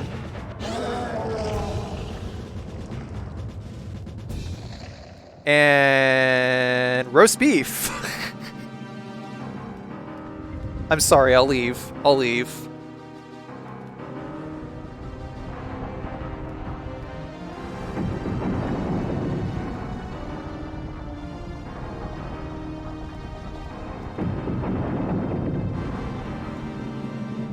We're just gonna hang until these things are done. Oh man, I almost took a hit there. We hit the cutscene, so we transformed.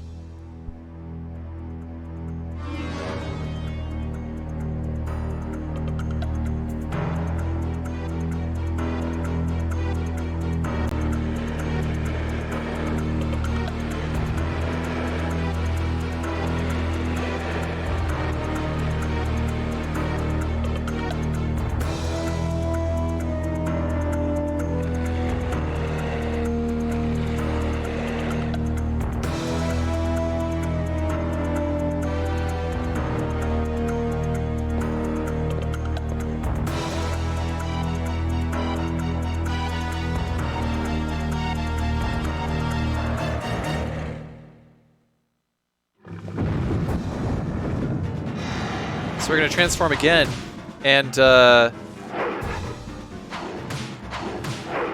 we're only allowed to stay on this stone here. If we go over the grates, then we take damage, and we just gotta attack him after dodging an attack because that's when he's vulnerable.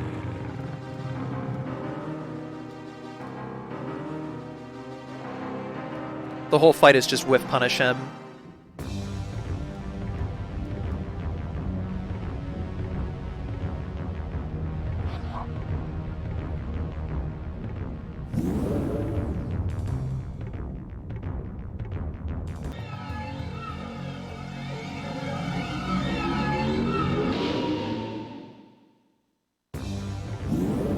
Tower of Execution.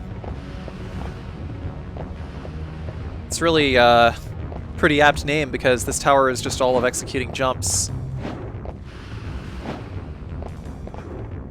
I probably should have taken out that bone pillar though.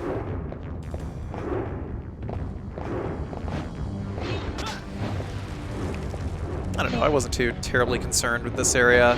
Just trying to be careful.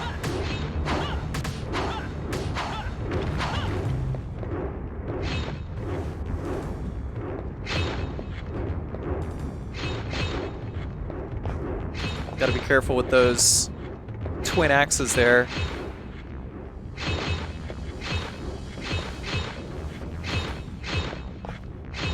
I'm already pretty used to all this from Resident Evil 4. Man, I should have gotten hit by that. I don't know why I didn't.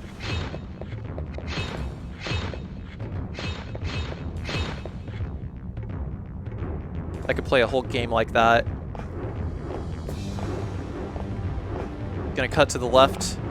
These platforms, they fall, but when you get off of them, they come back out of the lava. I just really wanted those jewels.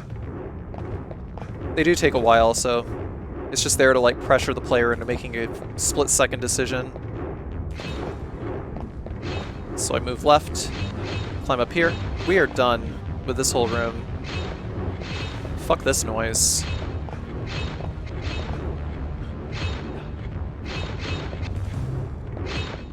I lied.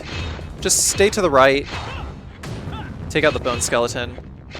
The guillotines coming out of the walls won't hit you as long as you just like hold up and right and just kind of run into them like when they peep out a little bit, because when they're peeping out a little bit, they won't damage you. We'll see it again later.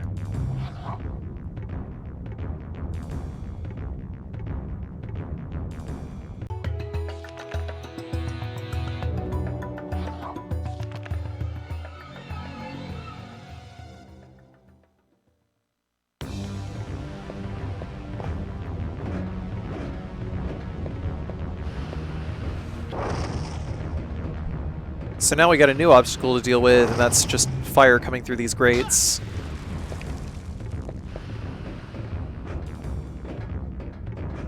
It's a lot of careful jumping. There's not too terribly many enemies in this stage. It's kind of like Outer Wall, I guess, but more hazardous.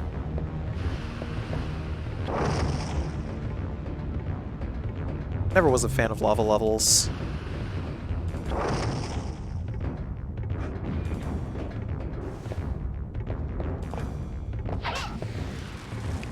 There's Cure Ampoule over here.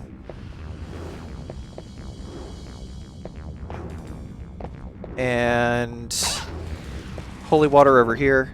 There was no reason for me to grab that Holy Water.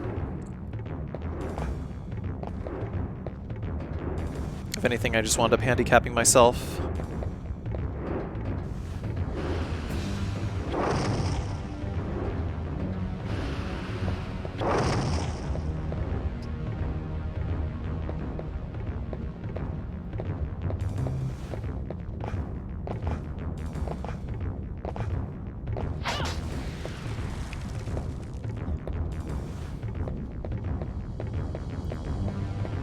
There wasn't really too terribly much point to going this way unless you just really wanted a save point. You just really wanted to spend your money.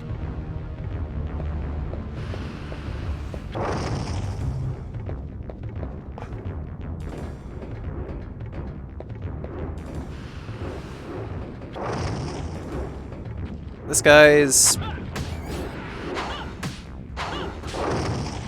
just gonna fall. Enemies actually don't trigger the grates falling, unfortunately. It would be nice to just lure them off the grates, but nah, it doesn't work that way. Instead, we gotta knock them off into the lava. They have quite a bit of HP too.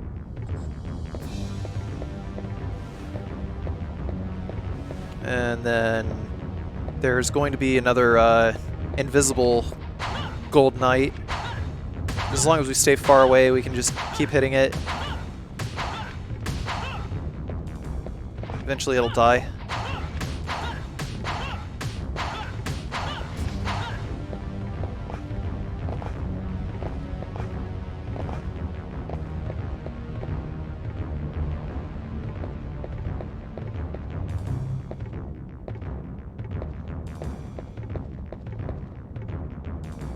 I decided to exit that room in order to save here.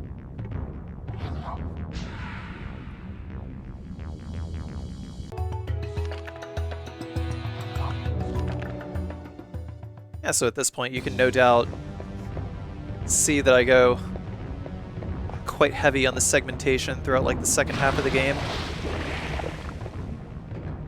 But I mean, it's only proper for this. I'm just trying to pay attention to where the lava flows over whenever the ball goes into the sea of lava. Because there are gaps, and it's always going to be in the same places every time.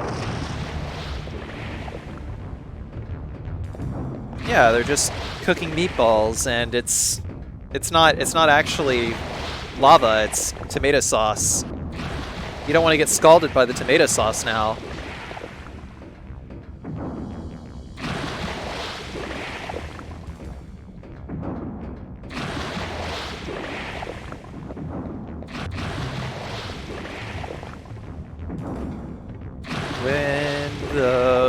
hits your eye like a big pizza pie. That's amore.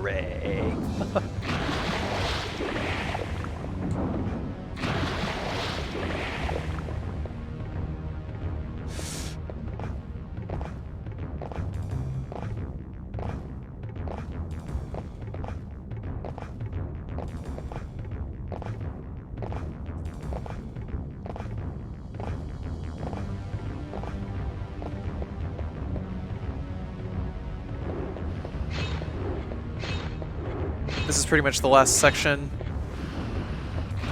The last winding section.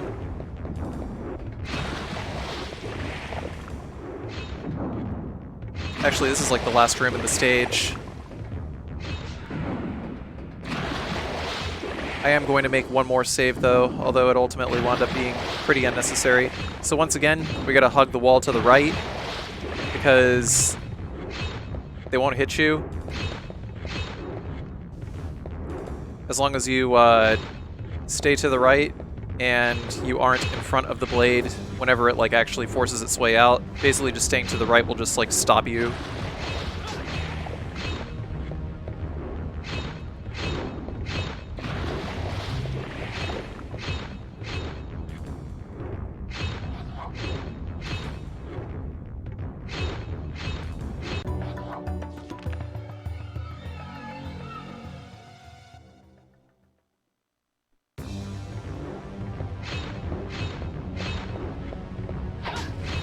Yeah, there was no reason to hit that Iron Maiden there.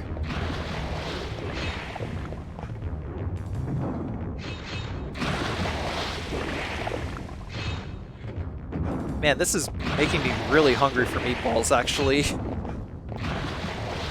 I know it's a bad idea because the last, like, 3 times I had meatballs, I got food poisoning. I can just jump past here and grab more jewels. Grab some gold.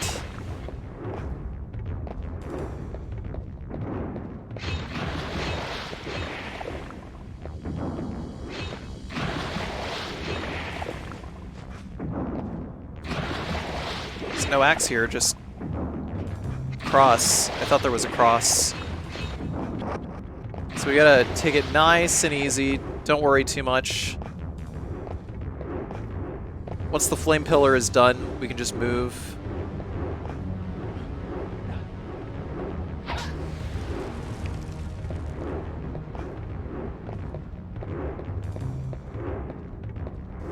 We have quite a bit of good air control over Cornell.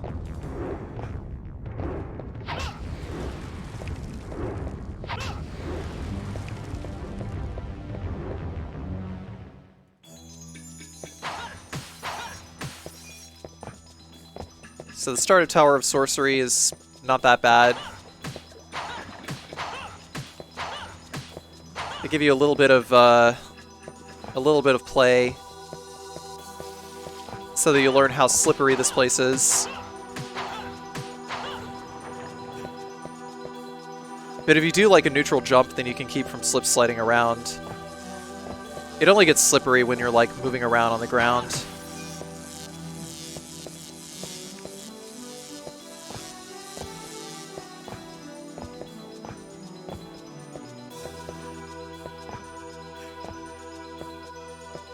So the first platform is going to move... Actually, both of these are going to move counterclockwise.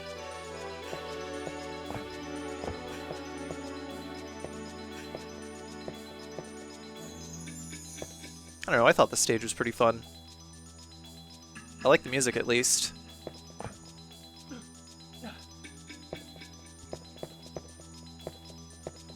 There's where we're going to save. I ain't taking that other route. I'm taking this route. Because there's a save crystal right here.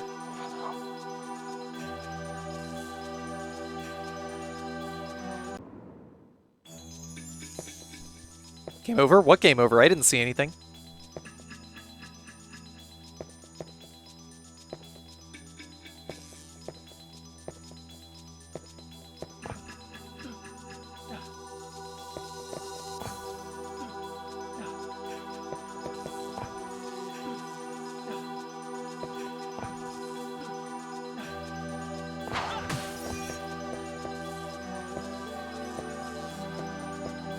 So these guys slide around pretty rapidly. As long as you crouch under it, you'll win, but just gotta be careful that you don't, like, slide off. Because you can slide forward and still get hit. Alright, so these yellow crystals over here, these guys are assholes.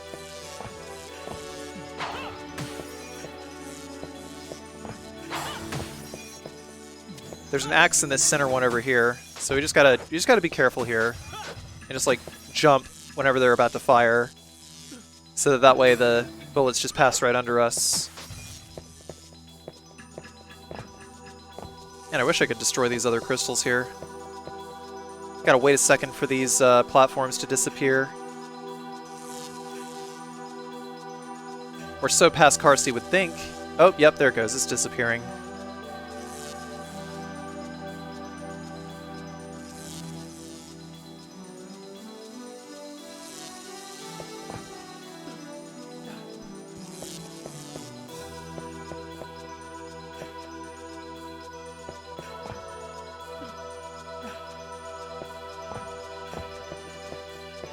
Could have actually just jumped over to that second platform to wait for those, because what if the first platform disappeared?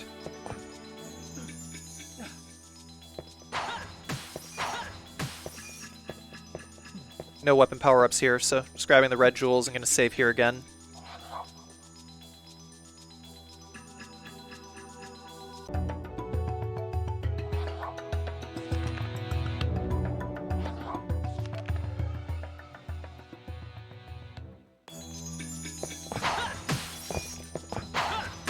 No, past Carcy, you're not going to get anything. Oh, wow. You actually did get something else.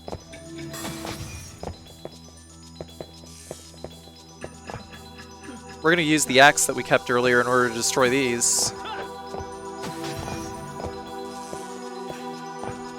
In original Castlevania 64, the Holy Water was the OD weapon. But the axe is the really OD weapon.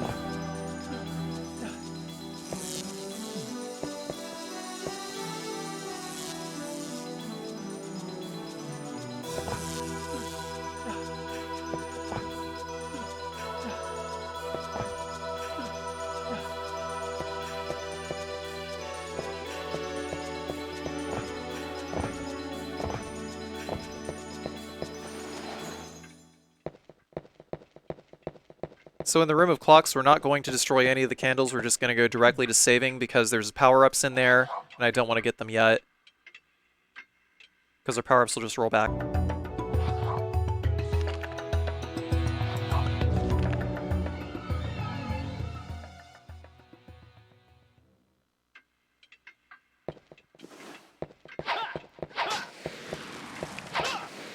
So the power-ups are still in their candles.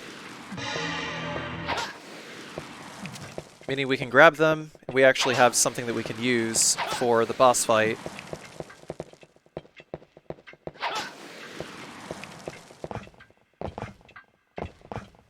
Pick a sub-weapon, any sub-weapon. Nah, don't just pick one, just get the axe.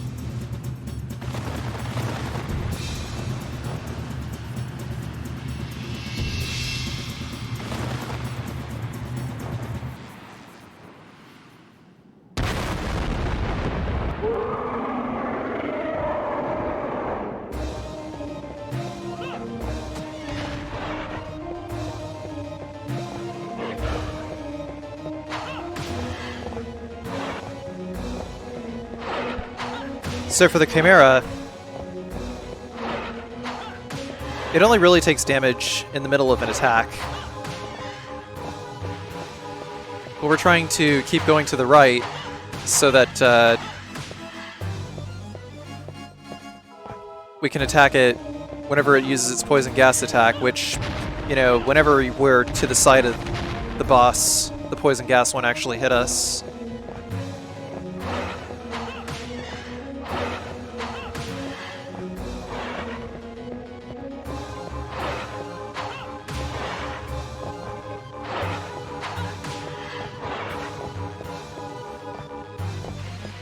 So when it glows green, yeah, it's about to hit with poison gas. Just got rid of one of the heads.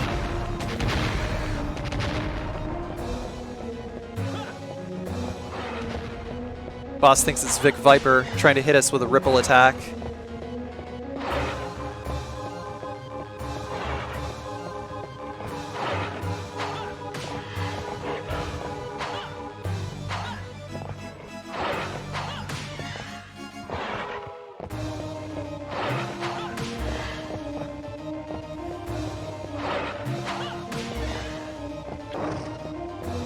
When he glows yellow, he's spewing fire. Takes quite a lot of damage there. Trying to save my axes for whenever he flies up into the air and uses his ripple attack again.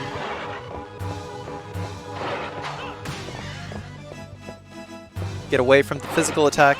He's going to jump. It's a pretty obvious pattern.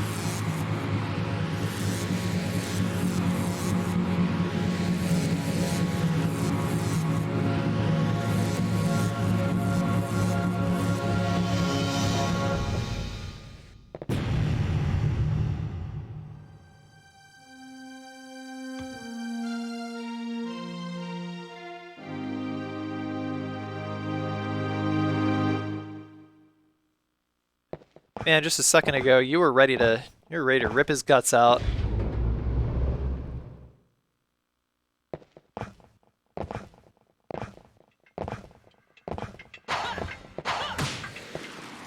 After this, we can just move right along to the clock tower stage.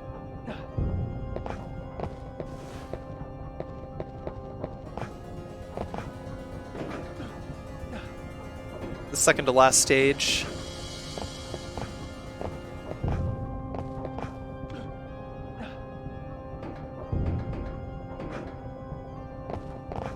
Oh, that was close. I'm lucky those gears weren't closer together. What even was past car seat thinking?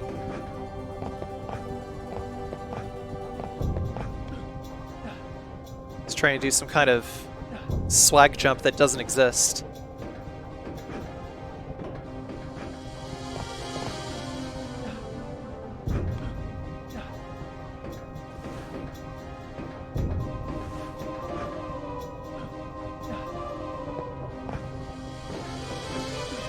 This room, pretty straightforward.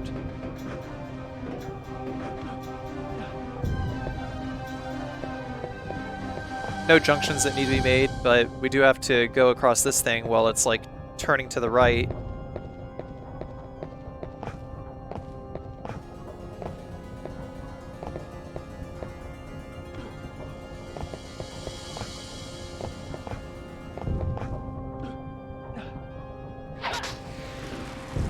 The key to get out of this room is in those two candles right there. Now we have to climb up and to the right to find the door where we use said key.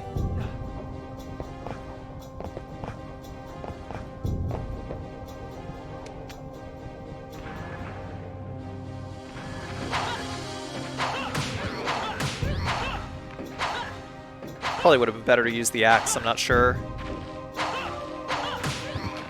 No, past Carcy, save. Just save the game, dude. You can despawn these guys.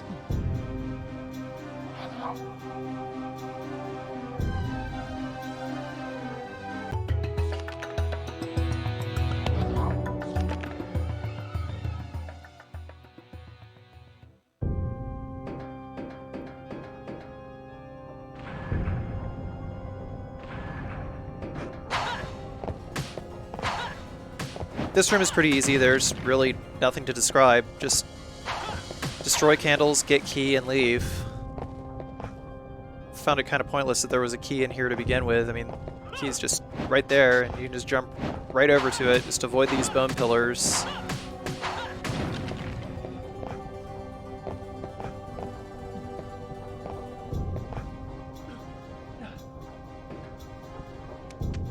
And then leave.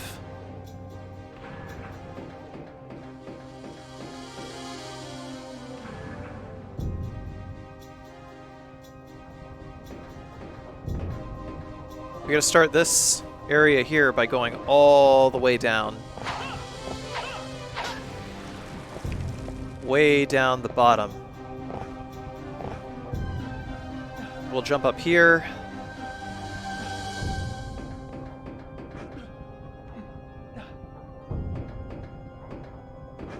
Wait for these platforms. I could have probably YOLO'd that over there, but might as well wait.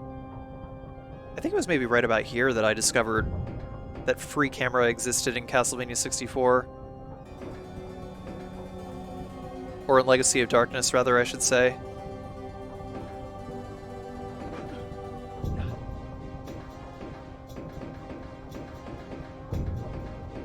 A nice little quality of life thing. Just move over to this other platform so that the platforms all line up correctly.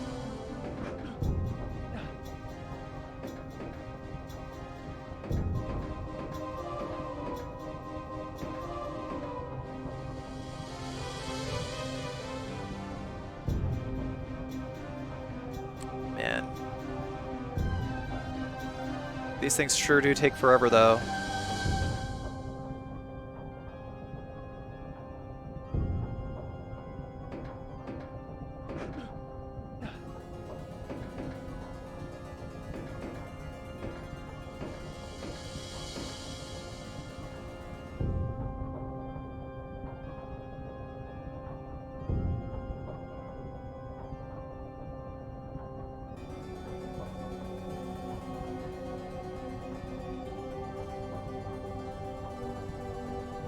Meanwhile, I'm just looking for the correct place to jump off, and just took forever for me to figure out the place.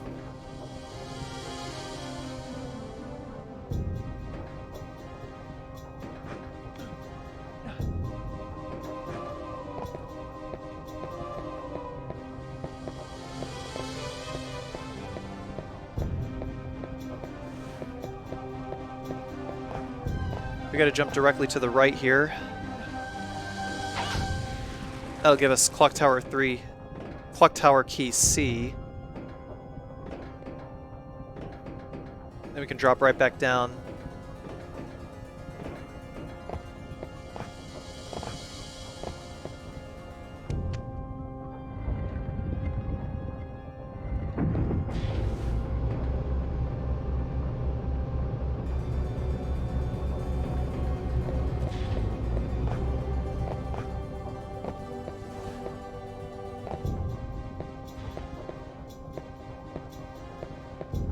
There's no need to save here, because the platforming here is dreadfully easy.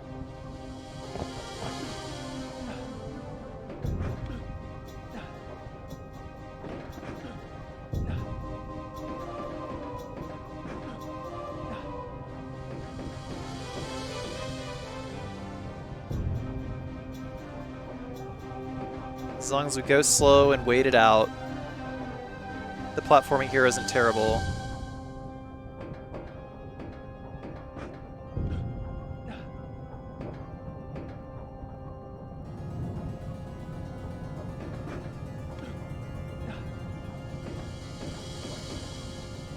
So at that point I'm like, oh good, I am able to make that jump. But I missed.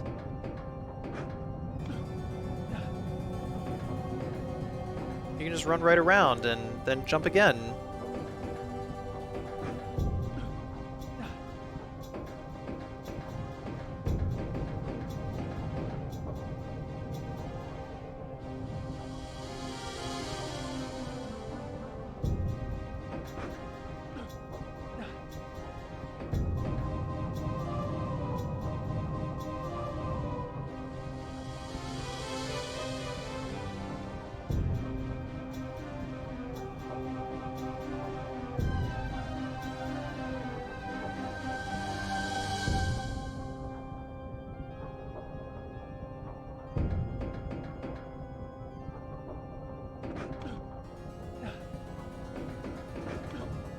We can climb up here, and that's the end of this one, but we gotta be careful because the gears can crush us. We'll just go splat and die.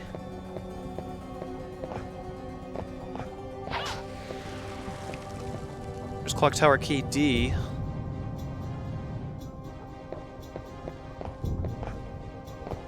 We gotta jump this way, and there's a cutscene with Ada, Cornell's sister.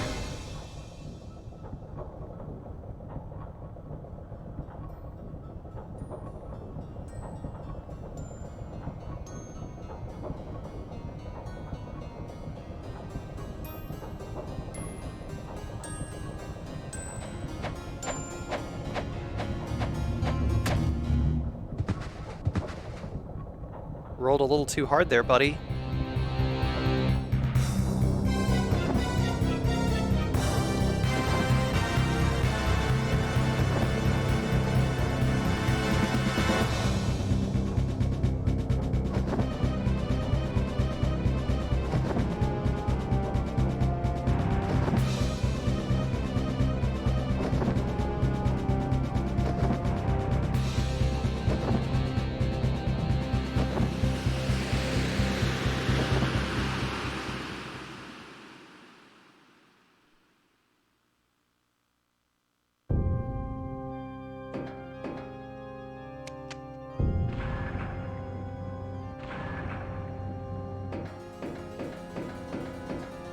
So after this we got only one more section to the clock tower. Before that though, tried to spend all of my gold. Pretty much in vain though.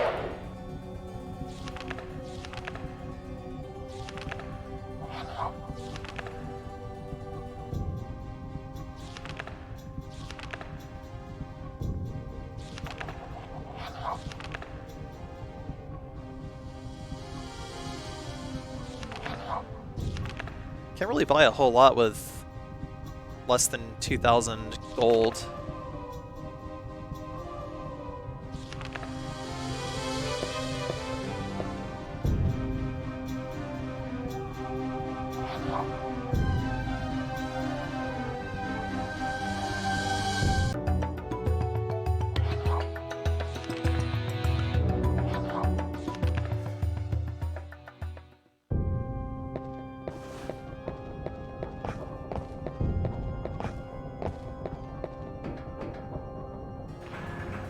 Broke up the last bit of the clock tower into two segments.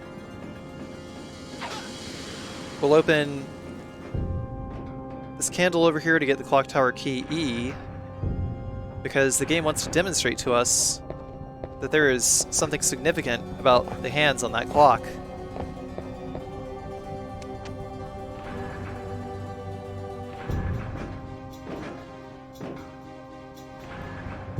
So that means that we got to go through two more areas of platforming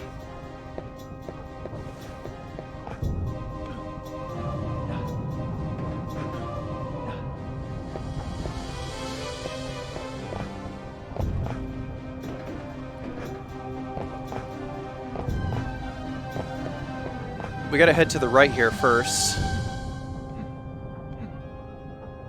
Of course, Cornell can just hang for pretty much ever.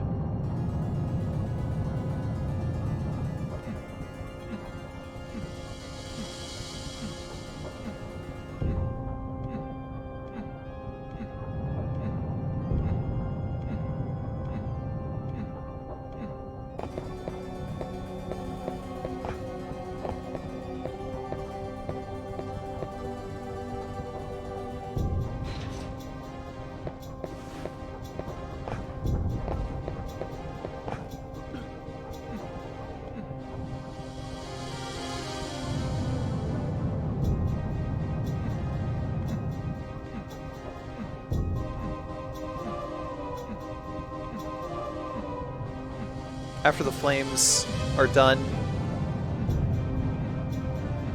there's just enough of a window to just keep going. But if we're right next to the hole where they come out, then we get burned. So this is about as close as we can get.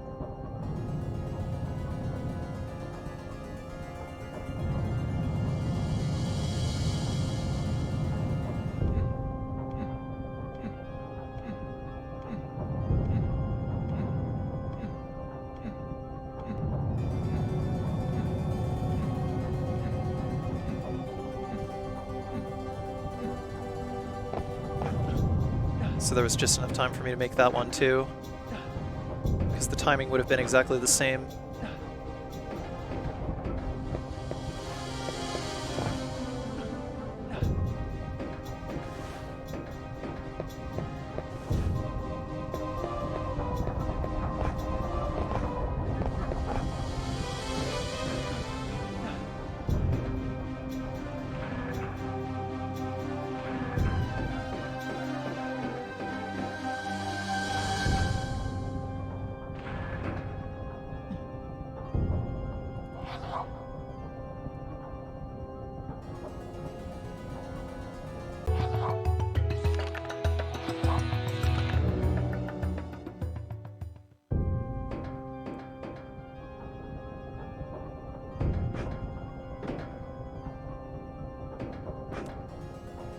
So about the only way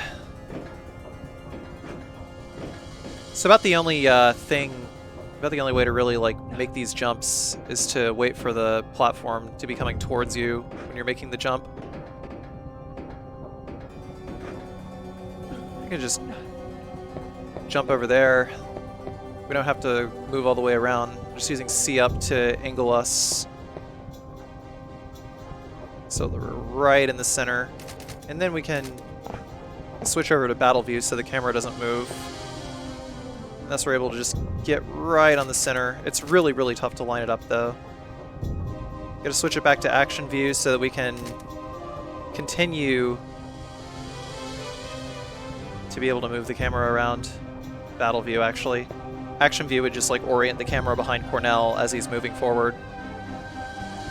See up again. This time we gotta angle ourselves a little bit to the left. But I messed up. And I was actually supposed to not go that far to the left. But we didn't take any damage, so I'm gonna try it again.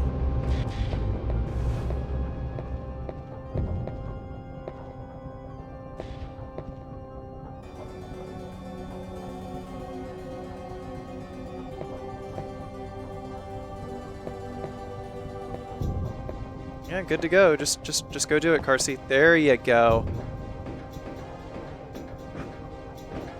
What a horrible platforming section.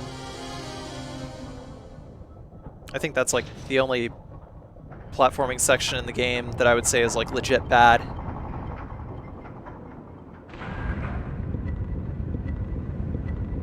Other things just kind of border on tedious.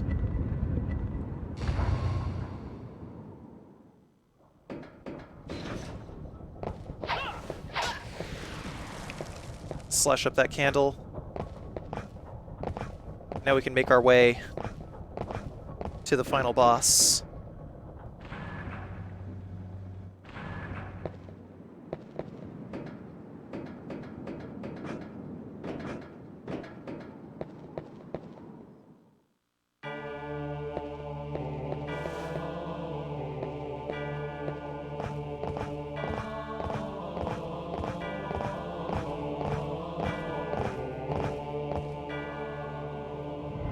If we spent, I think 25,000 gold, either 25 or 30,000 gold, then we would fight Renan as a boss in this room.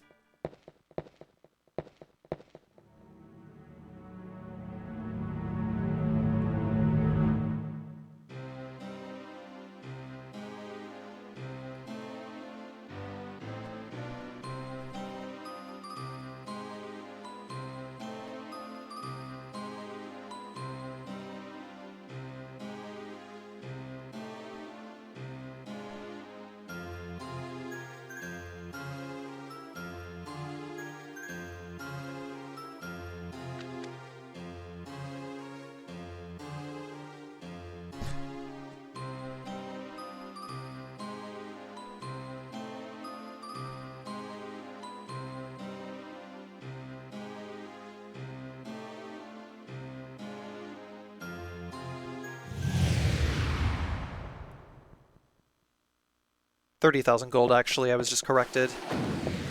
But I wasn't even able to collect that much gold. Like, I'm pretty sure it's not possible to get that much gold unless you actually farm it from enemies.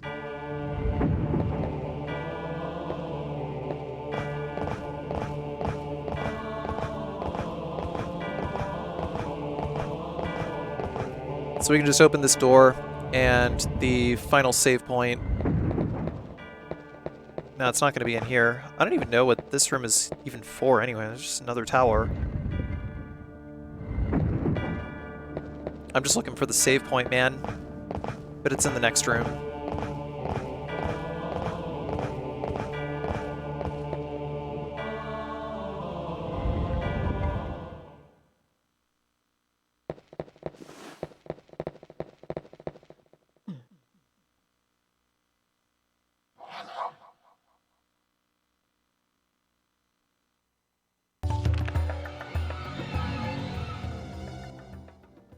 On to the final boss.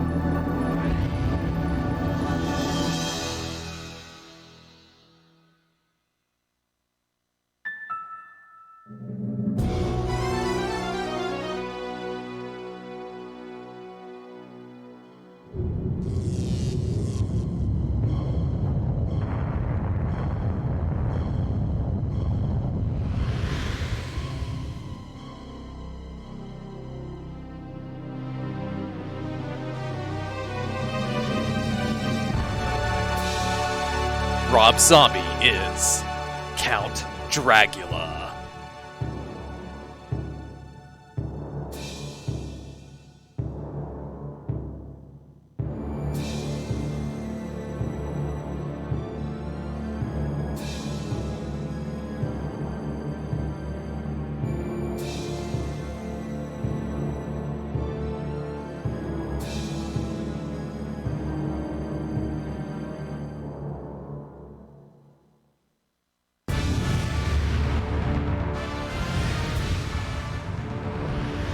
So I found that the best place to be, which will allow you to avoid like half of Dracula's attacks here, is to just stand in the coffin and just try to orient yourself so that you either attack forward, left, or down.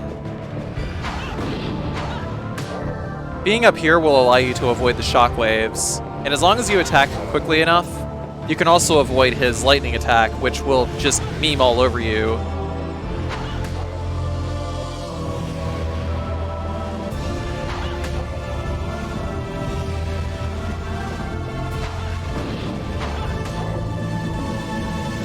During the shockwave phase, if he like tanks one of your hits, so you can just like jump and attack down, and that will time it so that the follow-up hit will always connect.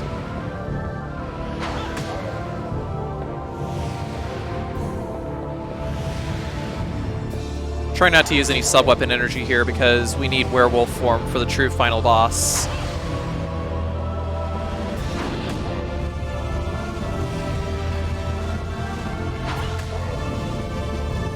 You're not completely 100% safe here, so you just have to just try to attack him as he fades in, and hopefully it'll hit, but if it doesn't, you probably have an option to hit him otherwise.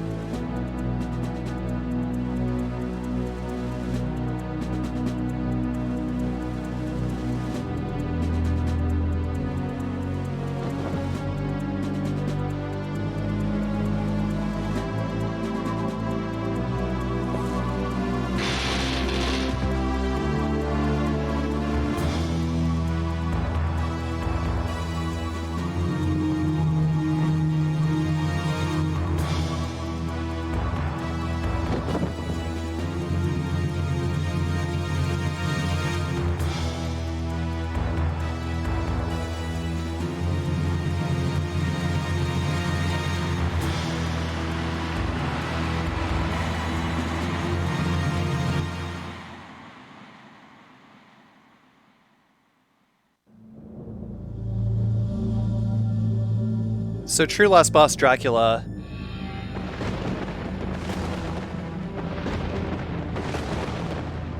Dracula Prime. All of his attacks are scripted, so he follows a very specific pattern. He's going to open with lightning bolts, and the best way to deal with the lightning bolts is to just be all the way to the left to start. So be all the way to the left, transform, and then move towards the center after the second lightning bolt strikes. And then we attack the head twice. The next is fireball to the left, fireball to the right, and then a bunch of fireballs that we have to attack from the right-hand side of the screen, angling left. In order to dodge that attack, we have to dodge right and attack in the middle of the dodge. During the icicle phase, we can just jump while he's charging up his magic. And then he's going to come in and try to do an ice melee attack, and we can just mollywop him and he's done. Dracula Ultimate, not Prime. There we go.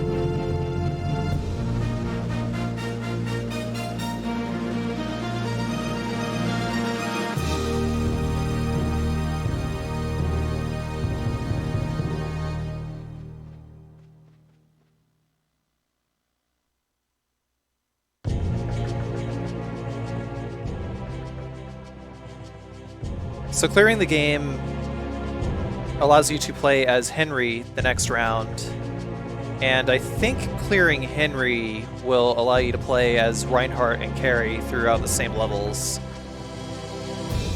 But I think they have like slightly different levels, some of which were in original Castlevania 64, thus effectively bundling in like a sort of director's cut of Castlevania 64 in the game as well. I'll have to cover those at some point, but in the meantime, that is Castlevania Legacy of Darkness, No Damage. Thank you all very much for watching. If you enjoyed this video, please be sure to like, comment, and subscribe, and also check out all of my other No Damage videos of other video games.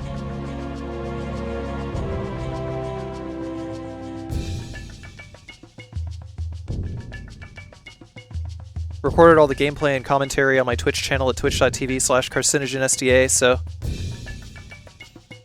you want to roll through and hang out, I stream there just about every day. If you want to find out when the stream goes live, pay attention to the community tab on my YouTube page. Also join the Discord server at discord.gg/Carcinogensda. See you guys there, hopefully. If you wish to support my bad speedrunning and challenge run habit, you may do so on my Patreon at patreon.gg/Carcinogensda.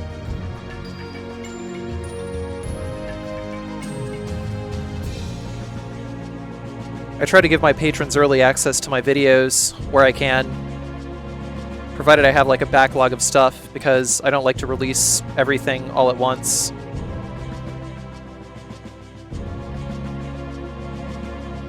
So if that interests you, please go take a look.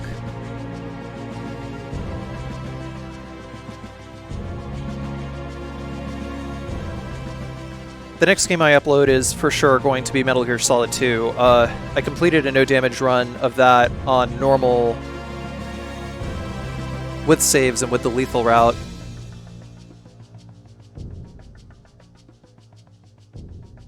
So I'll see you guys for that.